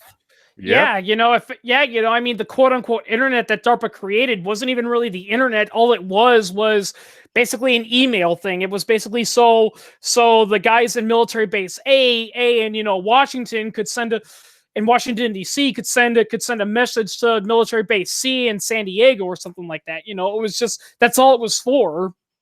It was so like basically 20 people could, contact each other in different cities. Yeah, even people like, Vince Cerf, who's considered the father of the internet, said that if he had any clue that it would be made into this global public network, he would have done so many things a lot differently. Yeah, people fail to realize, the ARPANET, which is what it really was. You couldn't browse the web, you couldn't write down your blog, you couldn't take a selfie of you and your cat on Mount Everest. It was just all that. It was just basically a computer, a computer that lets you send e-messages, basically. Well, and they were basically assuming that because they all knew each other. Yeah. And they were basically saying, okay, everyone on here is a good actor. So as long as you're on the network, we're going to assume we're all one big happy family. So they didn't have a session layer where you could actually do authentication so you could prove it. And that's why we have things like spam. You can send, I'm sure they've taken steps now to prevent it, but with the technology they made, anyone could send an email pretending to be president@whitehouse.gov. Yeah, that's actually, I actually read somewhere one person that actually worked on it said that was actually a big problem that he was trusting for, but they didn't believe in it. Is that they said, look, there's no way to authenticate it, and all it would take is a KGB agent or a communist sympathizer within our ranks to get on board and start spreading false information and then leaking it, and then basically leaking what they do get back to the Soviet Union. There was no way to do it, and they didn't really acknowledge it. Yep. Also, again, broken window fallacy. Yeah, You see the seen, but not the unseen. Yep. This next bullet point, I think, is just reiterating things. We don't need to stop doing things. We need new investments in the things that we like. Yep. Also, a lot of the only quote unquote green energy that is worthwhile that actually produces the energy at a reasonable rate is hydro.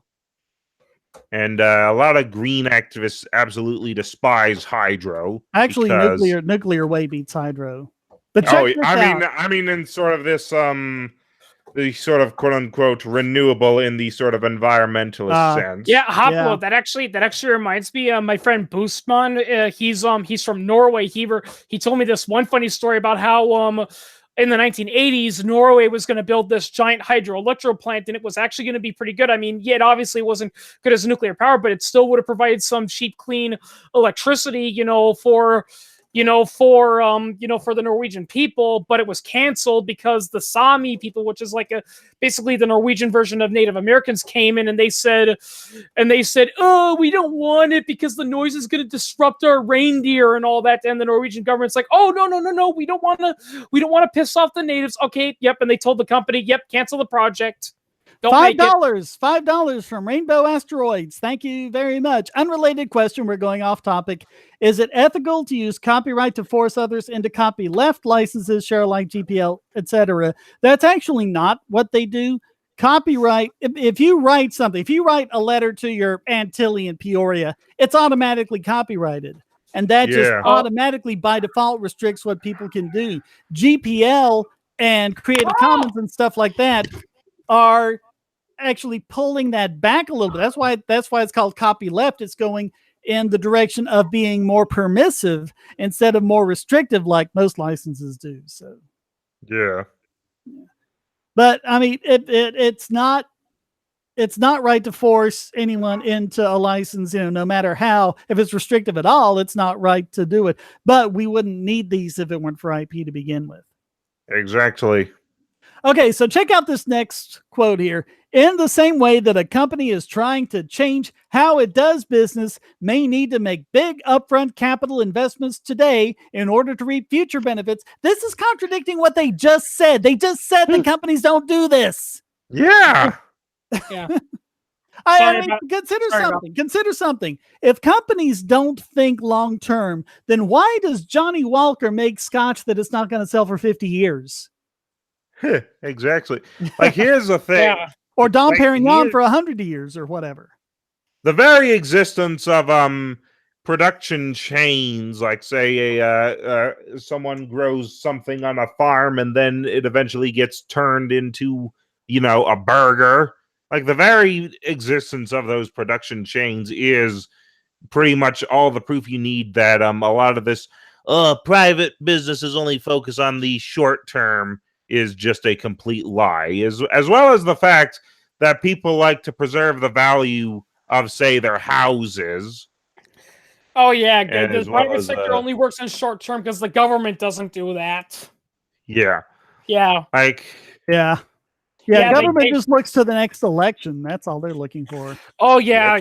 They pass all these rules and debt and all that. And people say, yeah, well, how are we going to pay off the debt? They just go, that's for future voters to decide.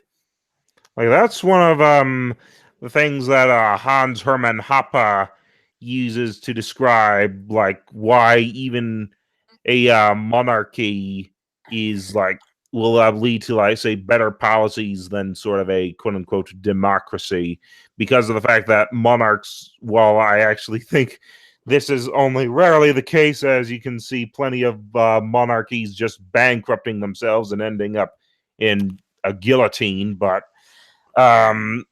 he makes the point that democratic governments only have to focus on the short term and getting as much out of the country as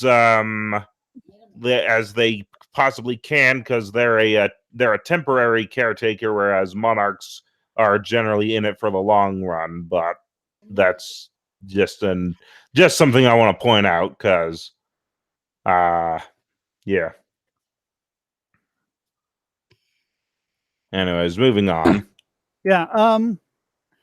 all this is just like private sector bad, government good. Private sector is not enough to do it, and the current level of subsidies aren't enough to do it. Well, then where's the money going to come from? Yeah. Yeah. It's again going back. Most people don't understand money. You know, they either think it's some magical thing that can be printed on trees, or you get like the amazing atheist that says it's just something that we all deem valuable, and it's just something we deem valuable. If rocks were deemed valuable, they'd be currency, and it's like no, there's. Money is a means of transaction, and it's got to be backed by something. Yeah, the value of money itself is determined by supply and demand, and a price is just a ratio between the value of the good or service and the value of the currency. That's why, and I pissed a lot of Fallout fans for saying this. A bottle cap system of currency would not work in a post-apocalyptic society. Well, actually, it would depend. If no one is able to make bottle caps, and bottle caps are very limited, then hold up. The reason why bottle caps were used as currency was because of water merchants trading in them, and that's kind of how money kind of develops. Like I actually personally believe that gold was picked out as the currency. Yeah, like sort of jump started as the currency, partially because it has the best properties, and partially because wealthy warlords and aristocrats back in the day would be willing to pay a hefty sum of, say, grain, slaves, etc., in exchange for pretty jewelry. Yeah, well, but I mean, in the post-apocalyptic world, bottle caps would work as soon as someone finds a factory where they make bottle caps and gets it working again and starts printing them like crazy. And here's another thing, just real quickly, that people say, well, bottle caps are backed up by water. Yeah, but in Fallout 3 and Fallout New Vegas, it's established that you can purify water and that you can do it en masse, so that slightly devalues the value of water. So the bottle caps wouldn't be worth anything. So but no, it's just that they're a scarce resource. There's a limited number of them, and so and you weren't able to do that in like the time of the first game. Yeah. Well, yeah. Sorry. And even then, it is still Another two things that I'd say why it wouldn't work in the long run is because, one, at the end of the day, it is scrap metal, and it's only a matter of time before someone figures out how to make, exact replicas of bottle caps, and there is a lot of pre-war, technology laying around that still works. And second of all, it's not divisible, so... and that's why something like gold would work a lot better, and it's easier to test for... Yeah. Whereas in the Fallout universe, if you want to buy, a Securitron robot, and it's like 50,000 bottle caps, you literally have to have 50,000 bottle caps on you. There's no way, you can just give them like a $50,000 note or something, or something like that, Well, if someone did warehouse receipts, they were warehousing all these bottle caps, and you had a receipt to show that you had ownership of those 50,000, then you could just trade in those receipts, kind of like bearer bonds. Yeah.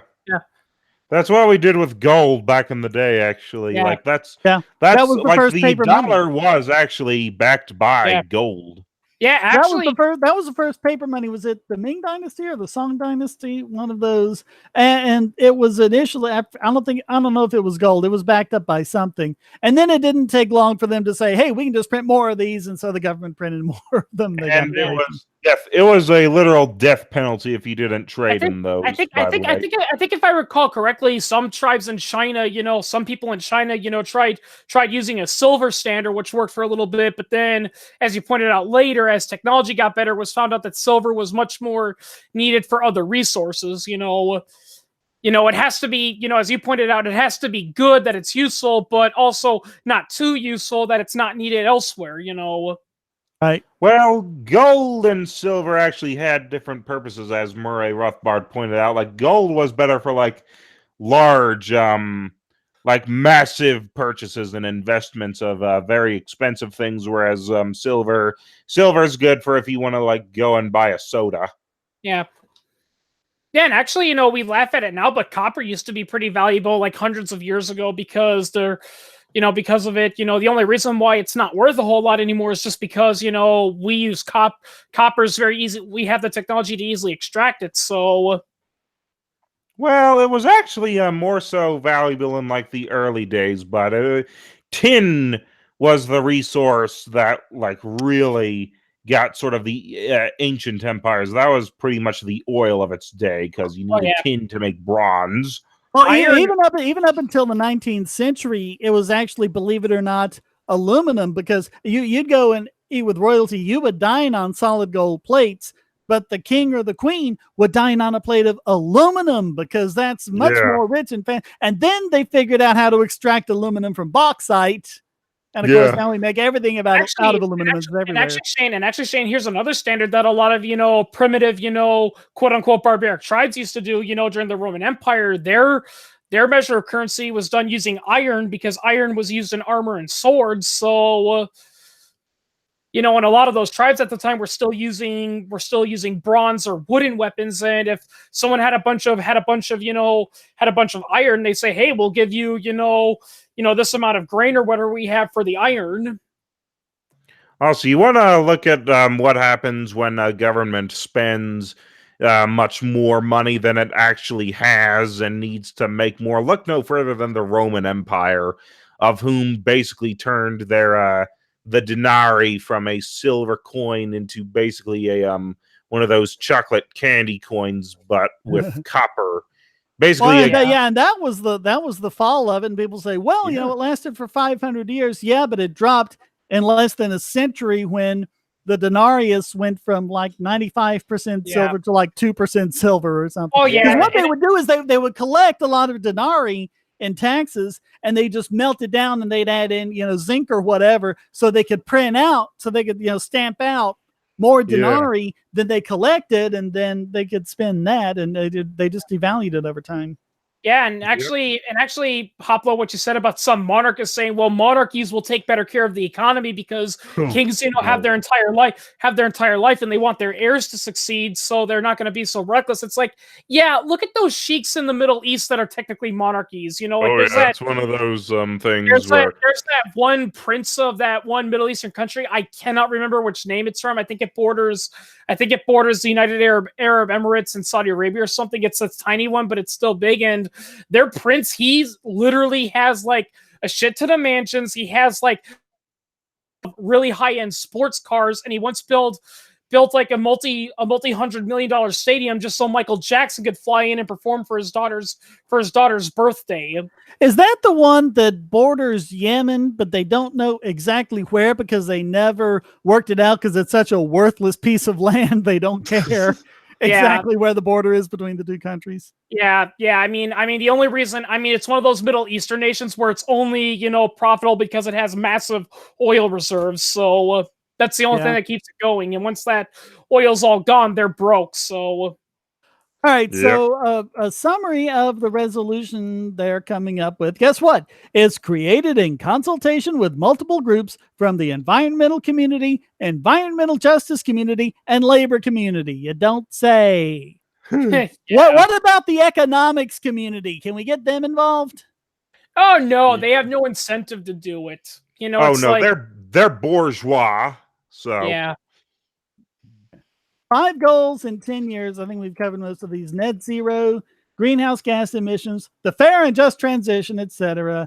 Millions of highways, job, invest in interest. Yeah, we've covered all of these.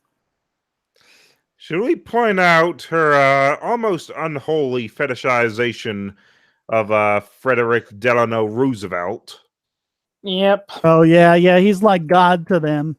He is. The racist that put people with slanted eyes into a concentration camp is just wonderful, but the guy who wants to put up a wall is a horrible racist. The concentration camps that the Japanese were put into were actually worse than the ones in Germany in terms of like living standards, by the way. Oh yeah, aside from like not being tortured and experimented on and things I like know, that. but it's one of those, even the Nazis would afford people who they planned on gassing and burning better living conditions than I think they said when they looked through, it was basically, aside from like the places where they were doing experiments, the basic living quarters were pretty much military barracks. Yeah, I actually saw this. I actually saw this one funny. At least I actually think I saw this one funny political comic one time where it shows a Holocaust survivor and a Japanese internment camp survivor, arguing who had it worse off and all that. And yeah, and and the Holocaust survivor is talking about all the atrocities that were committed on him and his family, and the Japanese guy replies, "Yeah, well, at least the Nazis had the common courtesy to put you out of your misery when you couldn't handle it anymore." Yeah. Well, there was, I think it was George Takei was talking about, he was like 5 years old when his family went into a concentration camp. And like for the first however many months it was, they were like, well, we don't have the space set up for you. So you're going to have to sleep on the ground in this barn, with hay and animals and the smell of poop and everything. I mean, yeah. We read the book Farewell to Manzanar, which was more or less an autobiography about the girl that grew up there. And she said the biggest problem with the internment camps was just that the government sent them all there, even though the U.S. Army Corps of Engineers thought said, but Mr. President, we haven't even started constructing them yet. Yeah. So, anyways, moving on from the Japanese internment camps, and on to the other amazing things that FDR did, which, by the way, he did not even come close to bringing us out of the Depression. And anyone who even looks at the unemployment statistics can just look at, that was a complete failure. Yeah. And even if you say, oh, well, it's because of the fact that the unemployment statistic didn't account for the people who were just digging ditches and then refilling them. Well, not only is it that the unemployment statistics showed no improvement, but the standard of living showed even less. Oh, and the ever classic, well, okay, FDR didn't make the U.S. economy better, but at least he did something. Yeah, at least he tried. You don't see anyone before like the 1960s saying he fixed everyone. It's just, at least he did something. Or at least he gave us hope. Yeah. Yeah, it's like, I had an infected cut on my foot, so I poured sulfuric acid on it. Dude, it looks like you just corroded your own foot. You made it worse. Yeah, well, at least I did something. You don't have any better ideas. Yeah. Yep. It's like, and even then, governments doing nothing has proven to be the best way to get out of recessions. Yep, 1921, 1945, Or 1920, the stock market crash of 1920, which was actually far worse than the one of 1929. And Gerald Harding did absolutely nothing. And what happened? It was we recovered so quickly that people don't even remember that there was a stock market crash of 1920. Apparently, they don't remember Warren Harding's first name either. Warren, not Gerald. Yeah. Okay. That was an oops. All right. So the next section is national mobilization of our economy through 14 infrastructure and industrial projects. Every project strives to remove greenhouse emissions, blah, blah, blah. The first one is build infrastructure to create resiliency against climate change related disasters. Hasn't government been trying to save us from disasters for like 50 years now? Oh, yeah. All the government has done to save us from disasters is penalize people for selling scarce resources like, say, water in those areas. And stop Walmart and Winn-Dixie from sending in trucks full of supplies. Yep. They actually do a lot better before FEMA comes in, and then after FEMA comes in, things just start. Oh, yeah. Yeah, and when people do show up and come in and bring supplies, you arrest them for price gouging. Yep. It isn't amazing how, like, everything is based on, everything is caused by climate change, like, the Houston, the ones who weren't blaming it on lack of zoning were blaming it on, climate change. And I forget the name of the hurricane, but whichever hurricane that was, the reason why Houston was so bad is because most hurricanes just keep traveling through. This one just stopped and stayed over Houston and just kept raining and raining and raining on. No city would have been able to get through that without flooding. Oh, yeah. And that doesn't have anything to do with climate change. Climate change didn't make it stop. Oh, yeah, and here's another good example. Hurricane Katrina, a lot of people blamed its severity on global warming, yet many engineers pointed out actually the reason why it was so bad was because the levees were obsolete and they were worked on by the U.S. Corps of Engineers, and they did a crap job of it. Yeah, Katrina actually wasn't that hard a hurricane. I think it was a Category 3 or something, or maybe 2. Yeah, Also, it wasn't that the bad. frequency of hurricanes has actually been going down. yeah. Well, Like- they started saying this in like the early 2000s. Oh, there's going to be more hurricanes, going to be more. Funny how they were predicting that just before, it was going to be the peak of the 60-year hurricane cycle. Yep. And they say, oh, it's been going up since the 1960s, which was the trough of the hurricane cycle. Yeah. But then in the last 10 years, there actually haven't been as many hurricanes as one would predict. I mean, actually, going back to Bjorn Longberg, that's even another thing he's concerned about is because Bjorn Longberg believes in global warming and he does want people to do something about, but he agrees, you got to be practical with what's going to happen. You can't say, oh, we're all going to flood and then the flood's going to freeze over and then it's going to trigger a global heating and everything will turn into a desert and we'll all die, because when it doesn't happen, people aren't going to take you seriously. I mean, there are some legit problems, with pollution and all that, but it's not that catastrophic. It's Yep. it's things like smog or the hole in the ozone layer, and even then they exaggerate that. I remember reading somewhere one time, like when I was in like middle school or something, that they were talking about, about how there's a hole in the ozone layer and we need to act immediately or else we're going to lose all of our ozone. We're going to lose all of our ozone and we're all going to, get skin cancer and die. And then, a few years later, it's announced, oh, the ozone layer is healing and it's really only in Antarctica. So it's nothing to worry about. Those who were taking a drink every time Chris said are now dead from alcohol poisoning. Yeah, I know. Yeah. But say that a lot. talking about the Katrina thing and the levees, that's the second one. Repair and upgrade U.S. infrastructure. It takes $4.6 trillion minimum to do this. Funny how no one has to repair and upgrade, grocery stores or anything else that the private sector does. It's only things the government does that we have to keep repairing and upgrading. Oh, yeah. 100% of power through clean and renewable energy, smart grids, affordable, blah, blah. Upgrade or replace every building in the U.S. for state-of-the-art energy. I think we covered this earlier. I don't remember if you were here for that, Hop Blue. But every single building. Every single one. You aren't gonna be most of them. Actually, all of them. You're gonna have to knock down and rebuild, like every single one. Yeah.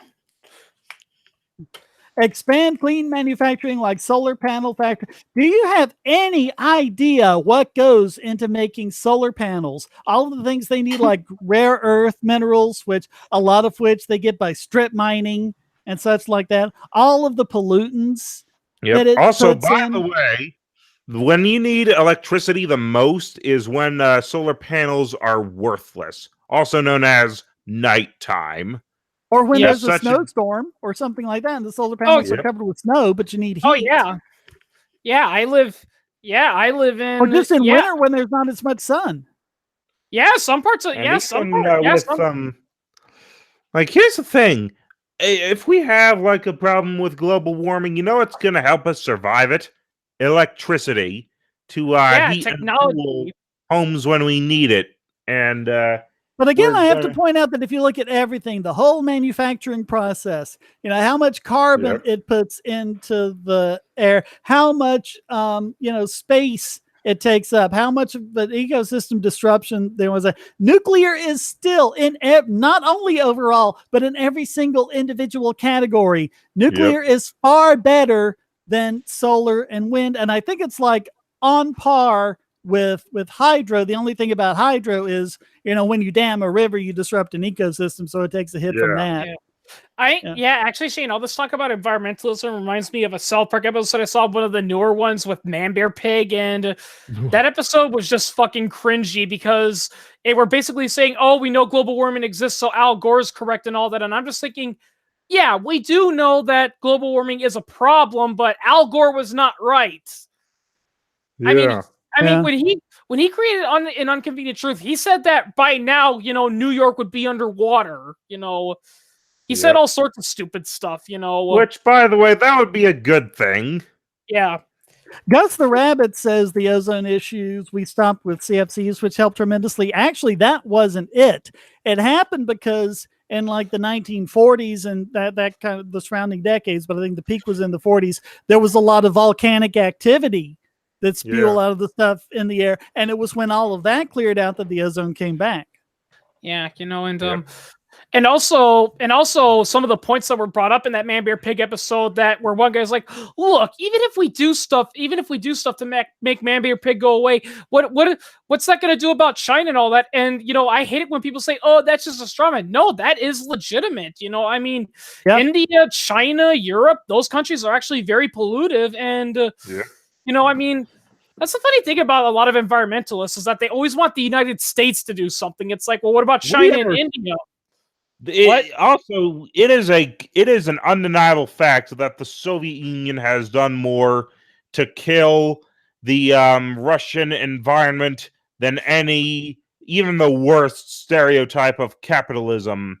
They drained entire lakes. Entire lakes have dried up. Big lakes too. Yeah, dried up because rivers where they have signs saying, "Please don't smoke. You'll set the river on fire." Yeah, they also have that.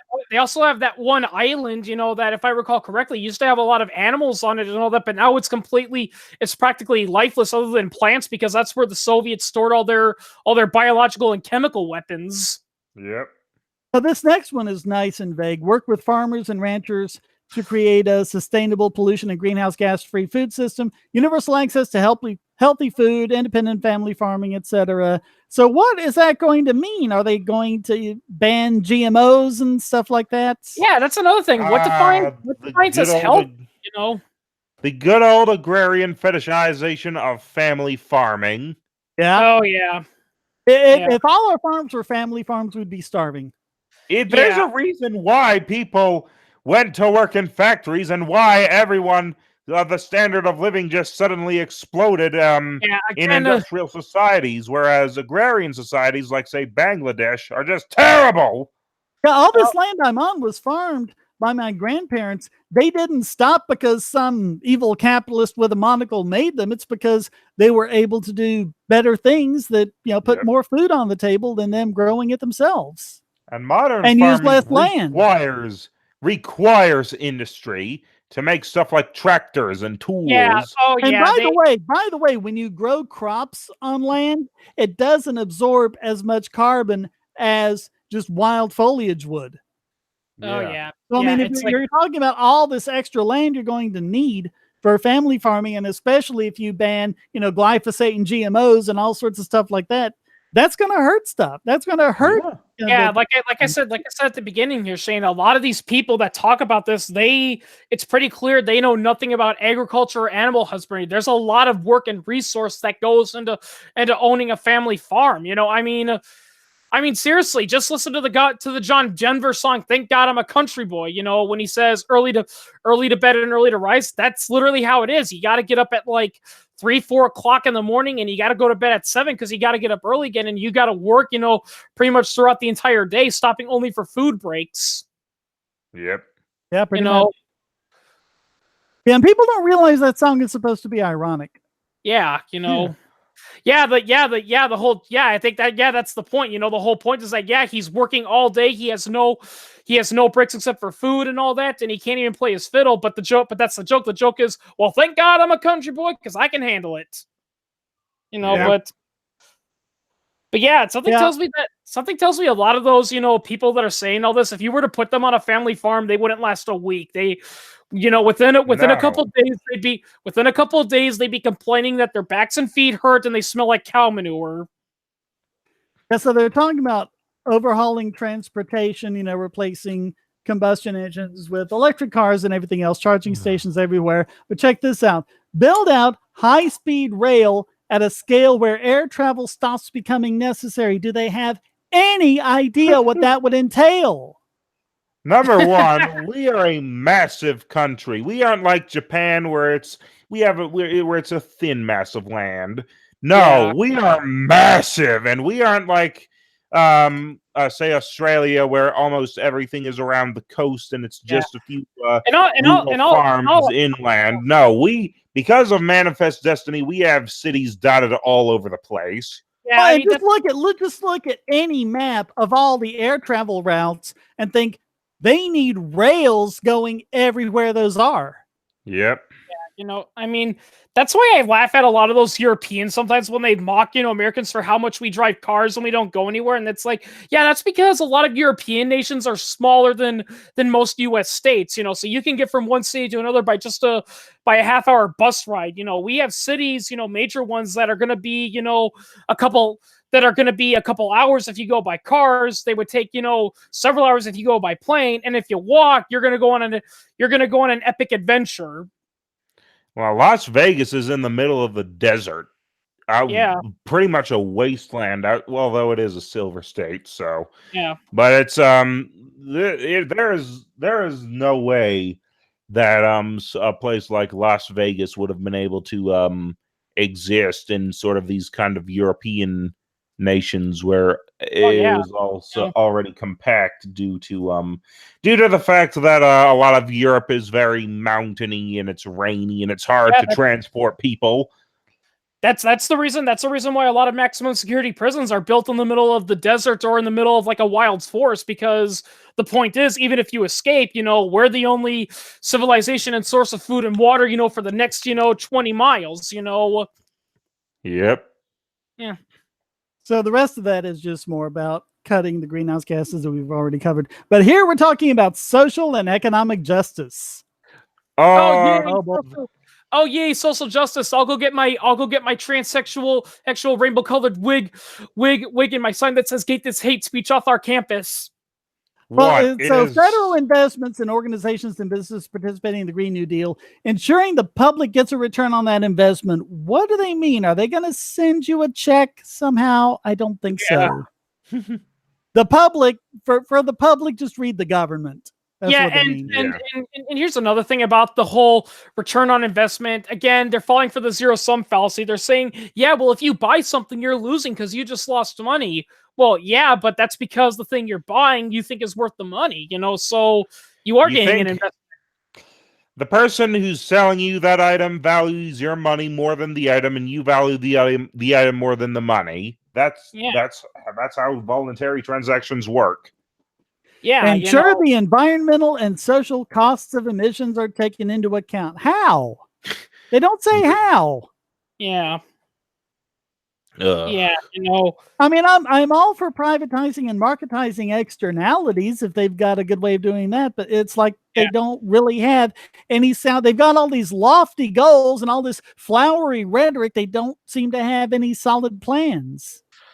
Yep. Yeah, and it's like, and again, I mean, even if you do set up agencies that whose job it is to hold people accountable for it, how are you actually going to practice it? I mean, like you said, the government has a department that keeps, accountability, and they keep down all the BS that government does, but they have little to no power, and all they can really do is just report on it, but that's it. Government doesn't care, Yep. And there's a lot of stuff that we've talked about before, R&D and all that. You get down to protect right of all workers to unionize and organize. It's like, well, okay, I'm in favor of that, but that never seems to be what they're talking about, because when Boeing was moving their plant to South Carolina, they hit the ceiling. It's like, well, they're not required to join a union there. It's like, so what? Yeah, it reminds me of Scott Walker when he was cutting down some of the benefits for public sector unions. He wasn't even getting rid of them all. He was just saying he was going to cut them, and their entitlements and all that. And also, they made Wisconsin a right to work state, and everyone's like, oh, Scott Walker's like Hitler and Mussolini because he's banning labor unions. No, first of all, he wasn't banning them. He was just cutting their entitlements. And even then, that was only for public sector unions. And second of all, a right to work state, you can unionize. You just aren't forced to join one. Yeah, and it was like when it was one of the car companies had a plant in South Carolina, and one of the unions tried to get down there and get the workers to join up, and they didn't want to. They're like, what? You're not going to give us benefits for the dues we'd have to pay. And so what did they do? They went running to the government. You need to force them to join our union. And of course, South Carolina is a right to work state, so that didn't work. But actually, Shane, I also saw this one story about this one airline company that went out of business because because of union arguments, because the union wanted more and more stuff. And when the company refused to give any more of them stuff, they basically halted all productivity. And, and what was the result? Did the company cave in and give in to their demands? Nope, it went out of business and all the workers lost their jobs. Well, that's what happened to Hostess. Yeah. It's like, unions are a state protected the unions are like mafias within a mafia. Yeah, I mean, if you don't have any of the state protections, if you don't have any of the requirements that they join a union or the support or anything like that, if they're purely voluntary, then I am totally in favor of them. But I don't believe that basically like sort of in the sort of a 19th century tradition where you hit non-union workers with brick bats and burn their houses down for daring to go to work on a day that you demanded they do not go to work because the union is law. There was a lot of that going on, but I mean, there were all sorts of unions that did things in different ways. Those kind of got all the attention, but there were others that were doing things like providing medical and unemployment benefits and stuff like that. And a lot of the benefits they were giving to their workers is stuff the government's doing now. Yep. So what are unions actually doing for them? Actually, unions really do today are protect abusive and low quality teachers and ensure that police are not held accountable for brutality. Basically, as you pointed out, Shane, modern day unions, post, basically 20th and 21st century unions, they're basically like the old medieval trading guilds, basically. Where basically they're going around saying, hey, you can't make that unless, you're a member of our guild and all that, Yep. I'm just trying to get through all this. It's 10 o'clock already. I'm just trying to get through the rest of this. But I mean, a lot of it is, more workplace safety, trade rules and stuff like that. But you get down to, where is it? It says something like, ensure that eminent domain is not abused. How do they think they're going to make their wonderful high-speed rail going everywhere without just, taking the land from so many people in eminent domain who don't want to sell? Yeah. Eminent domain. We'll make sure. Yeah, we'll make sure that eminent domain is not abused. Yeah, that's like a dog breeder saying, "Don't worry, I'll breed a dog for you that meows instead of barks." All eminent domain abuse means in this context is using it for a goal that they perceive as racist, as opposed to their own goals. Like if they want to use it for their own stuff, but not for anything else. Reminds me of sorry if I'm getting off topic, but it reminds me of that scene from the Hitchhiker's Guide to the Galaxy movie where the guy's begging, "Why are you tearing my house down for the highway or something?" And he's like, "Because it's a freeway. You gotta have a freeway." Yeah, it was a bypass actually, but bypass. Anyway. But anyway, I mean, this is a contradiction. This goes directly to what I was saying earlier. An economic environment free of monopolies and unfair competition. Like I say, you compete too well and they don't like you. Yeah. Yep. Yeah. Right, here's another thing about antitrust. If Google... I firmly believe this. If Google or Facebook or whatever decided, I'm just gonna stop all these censorship policies, they'd immediately the next day be hit with an antitrust. I firmly believe that. So basically, we're not allowed to compete and we don't want monopoly. So basically, you want to make America like what China does, where yes, you can start your own business, but you can't expand and you can't go out of business at the same time, which is why you have all those, street stuff, that are selling you the exact same product, is because, again, no one's allowed to expand or compete. So it's like we need competition so that prices can become affordable for the consumer, but then you actually drop your prices. Oh no, that's cutthroat competition. We need to stop you. Yeah.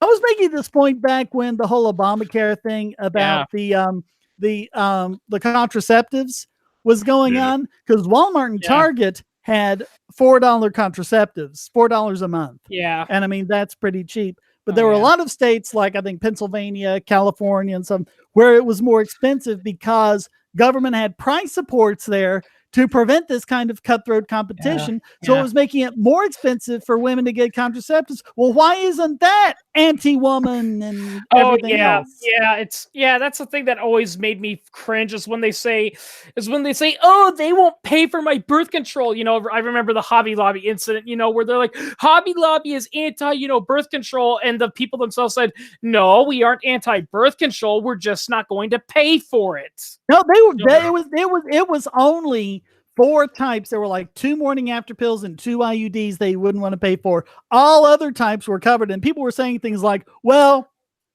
they use birth controls for something else, like it regulates your period. Yeah, but that wasn't the kind of stuff they were wanting to not pay for. Yeah, it's like, I get the same thing. I get the same thing with other, controversial stuff and all that. Like when people ask me, well, what's my opinion on abortion? I basically tell them, well, the way I view abortion is if you're pregnant and you want an abortion, go ahead, do it. I won't agree with it, but don't force me to pay for it. That's generally what it is. If you want something, you can get it. Just don't force other people to pay for it. That's the problem I hate with this New Deal. It's like, basically it's no different than Donald Trump when he said, we're going to build that wall and we're going to force the Mexican government to pay for it.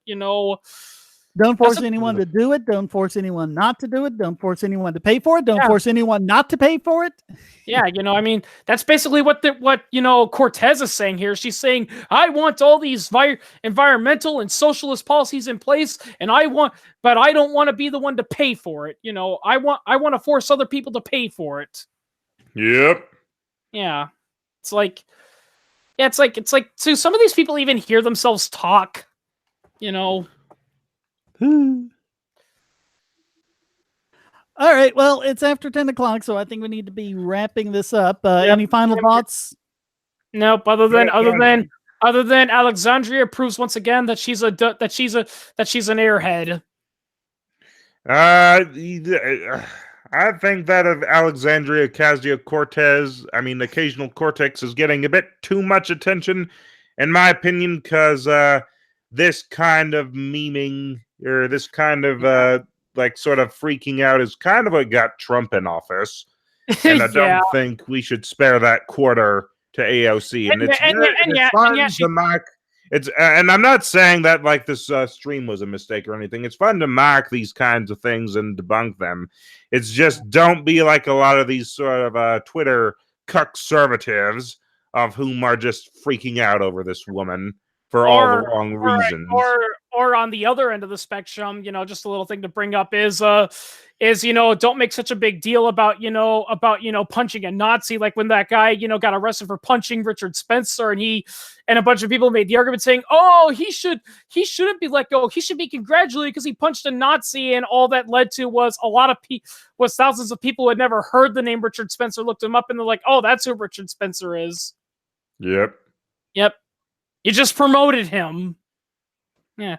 I never heard of Richard Spencer before he got punched, so it's like. Yeah, and I don't think I would have ever heard of Milo Yiannopoulos if it wasn't for everyone deplatforming him. Oh yeah, Try sound effect, people. Yeah.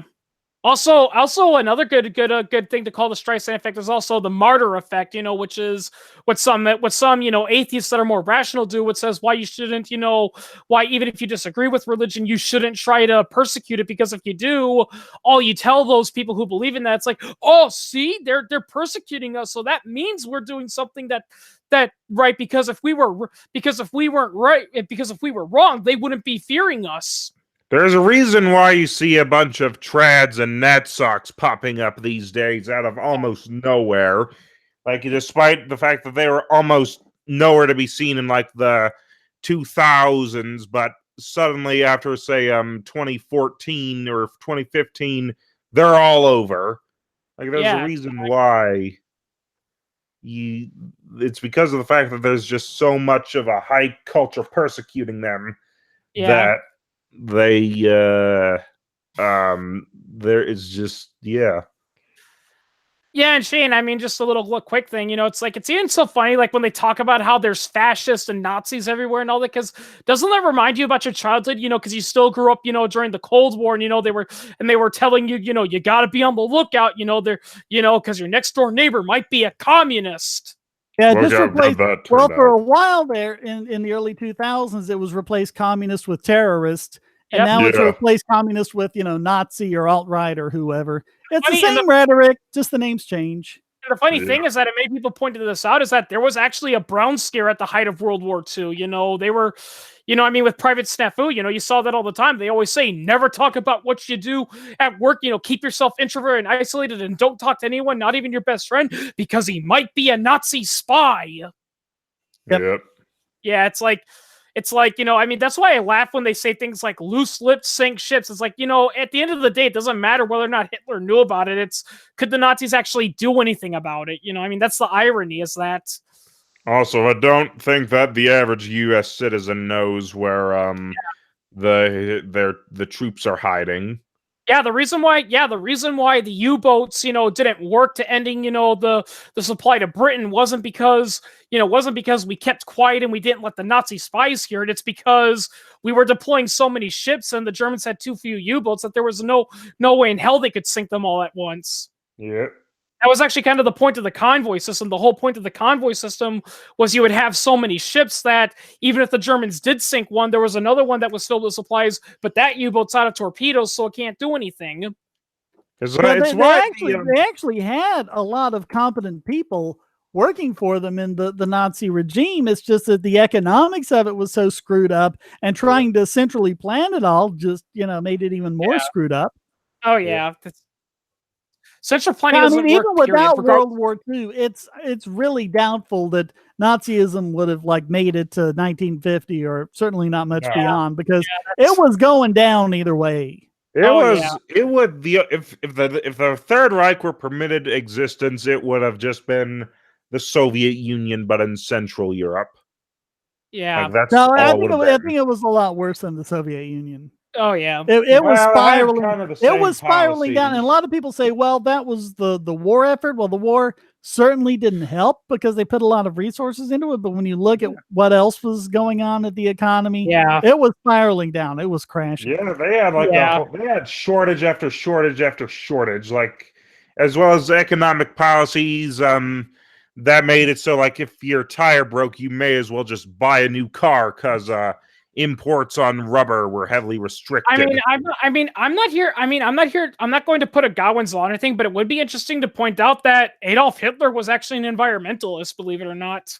Yep. And actually, I think the reason why the Soviet Union lasted so much longer was that because they just had a lot of land and most of it wasn't producing, but it was just so much that what little of it did produce just kind of helped them limp along. After World War II, they controlled literally half of the European continent, and once those countries, and the whole top part of Asia. Yeah, and the fact that the American Empire and the threat of the American Empire pretty much subsidized a lot of their KGB territories, and when it lightened up, basically all of Eastern Europe decided to say "fuck off," and the Soviet Union collapsed. Here's a fun thing, Shane. I actually saw an interview one time with a former, Soviet military officer, and they actually asked him, just out of curiosity, if nuclear weapons were taken out of the occasion, who do you think would win in a war, the United States or the Soviet Union? And he actually flat out said, in all honesty, the United States would win. And I'm not saying that because I'm here. I'm saying that because, look, the Soviet Union, we had dedicated troops, we had fairly decent equipment, but economically speaking, we did not have the same power you guys had, Yep.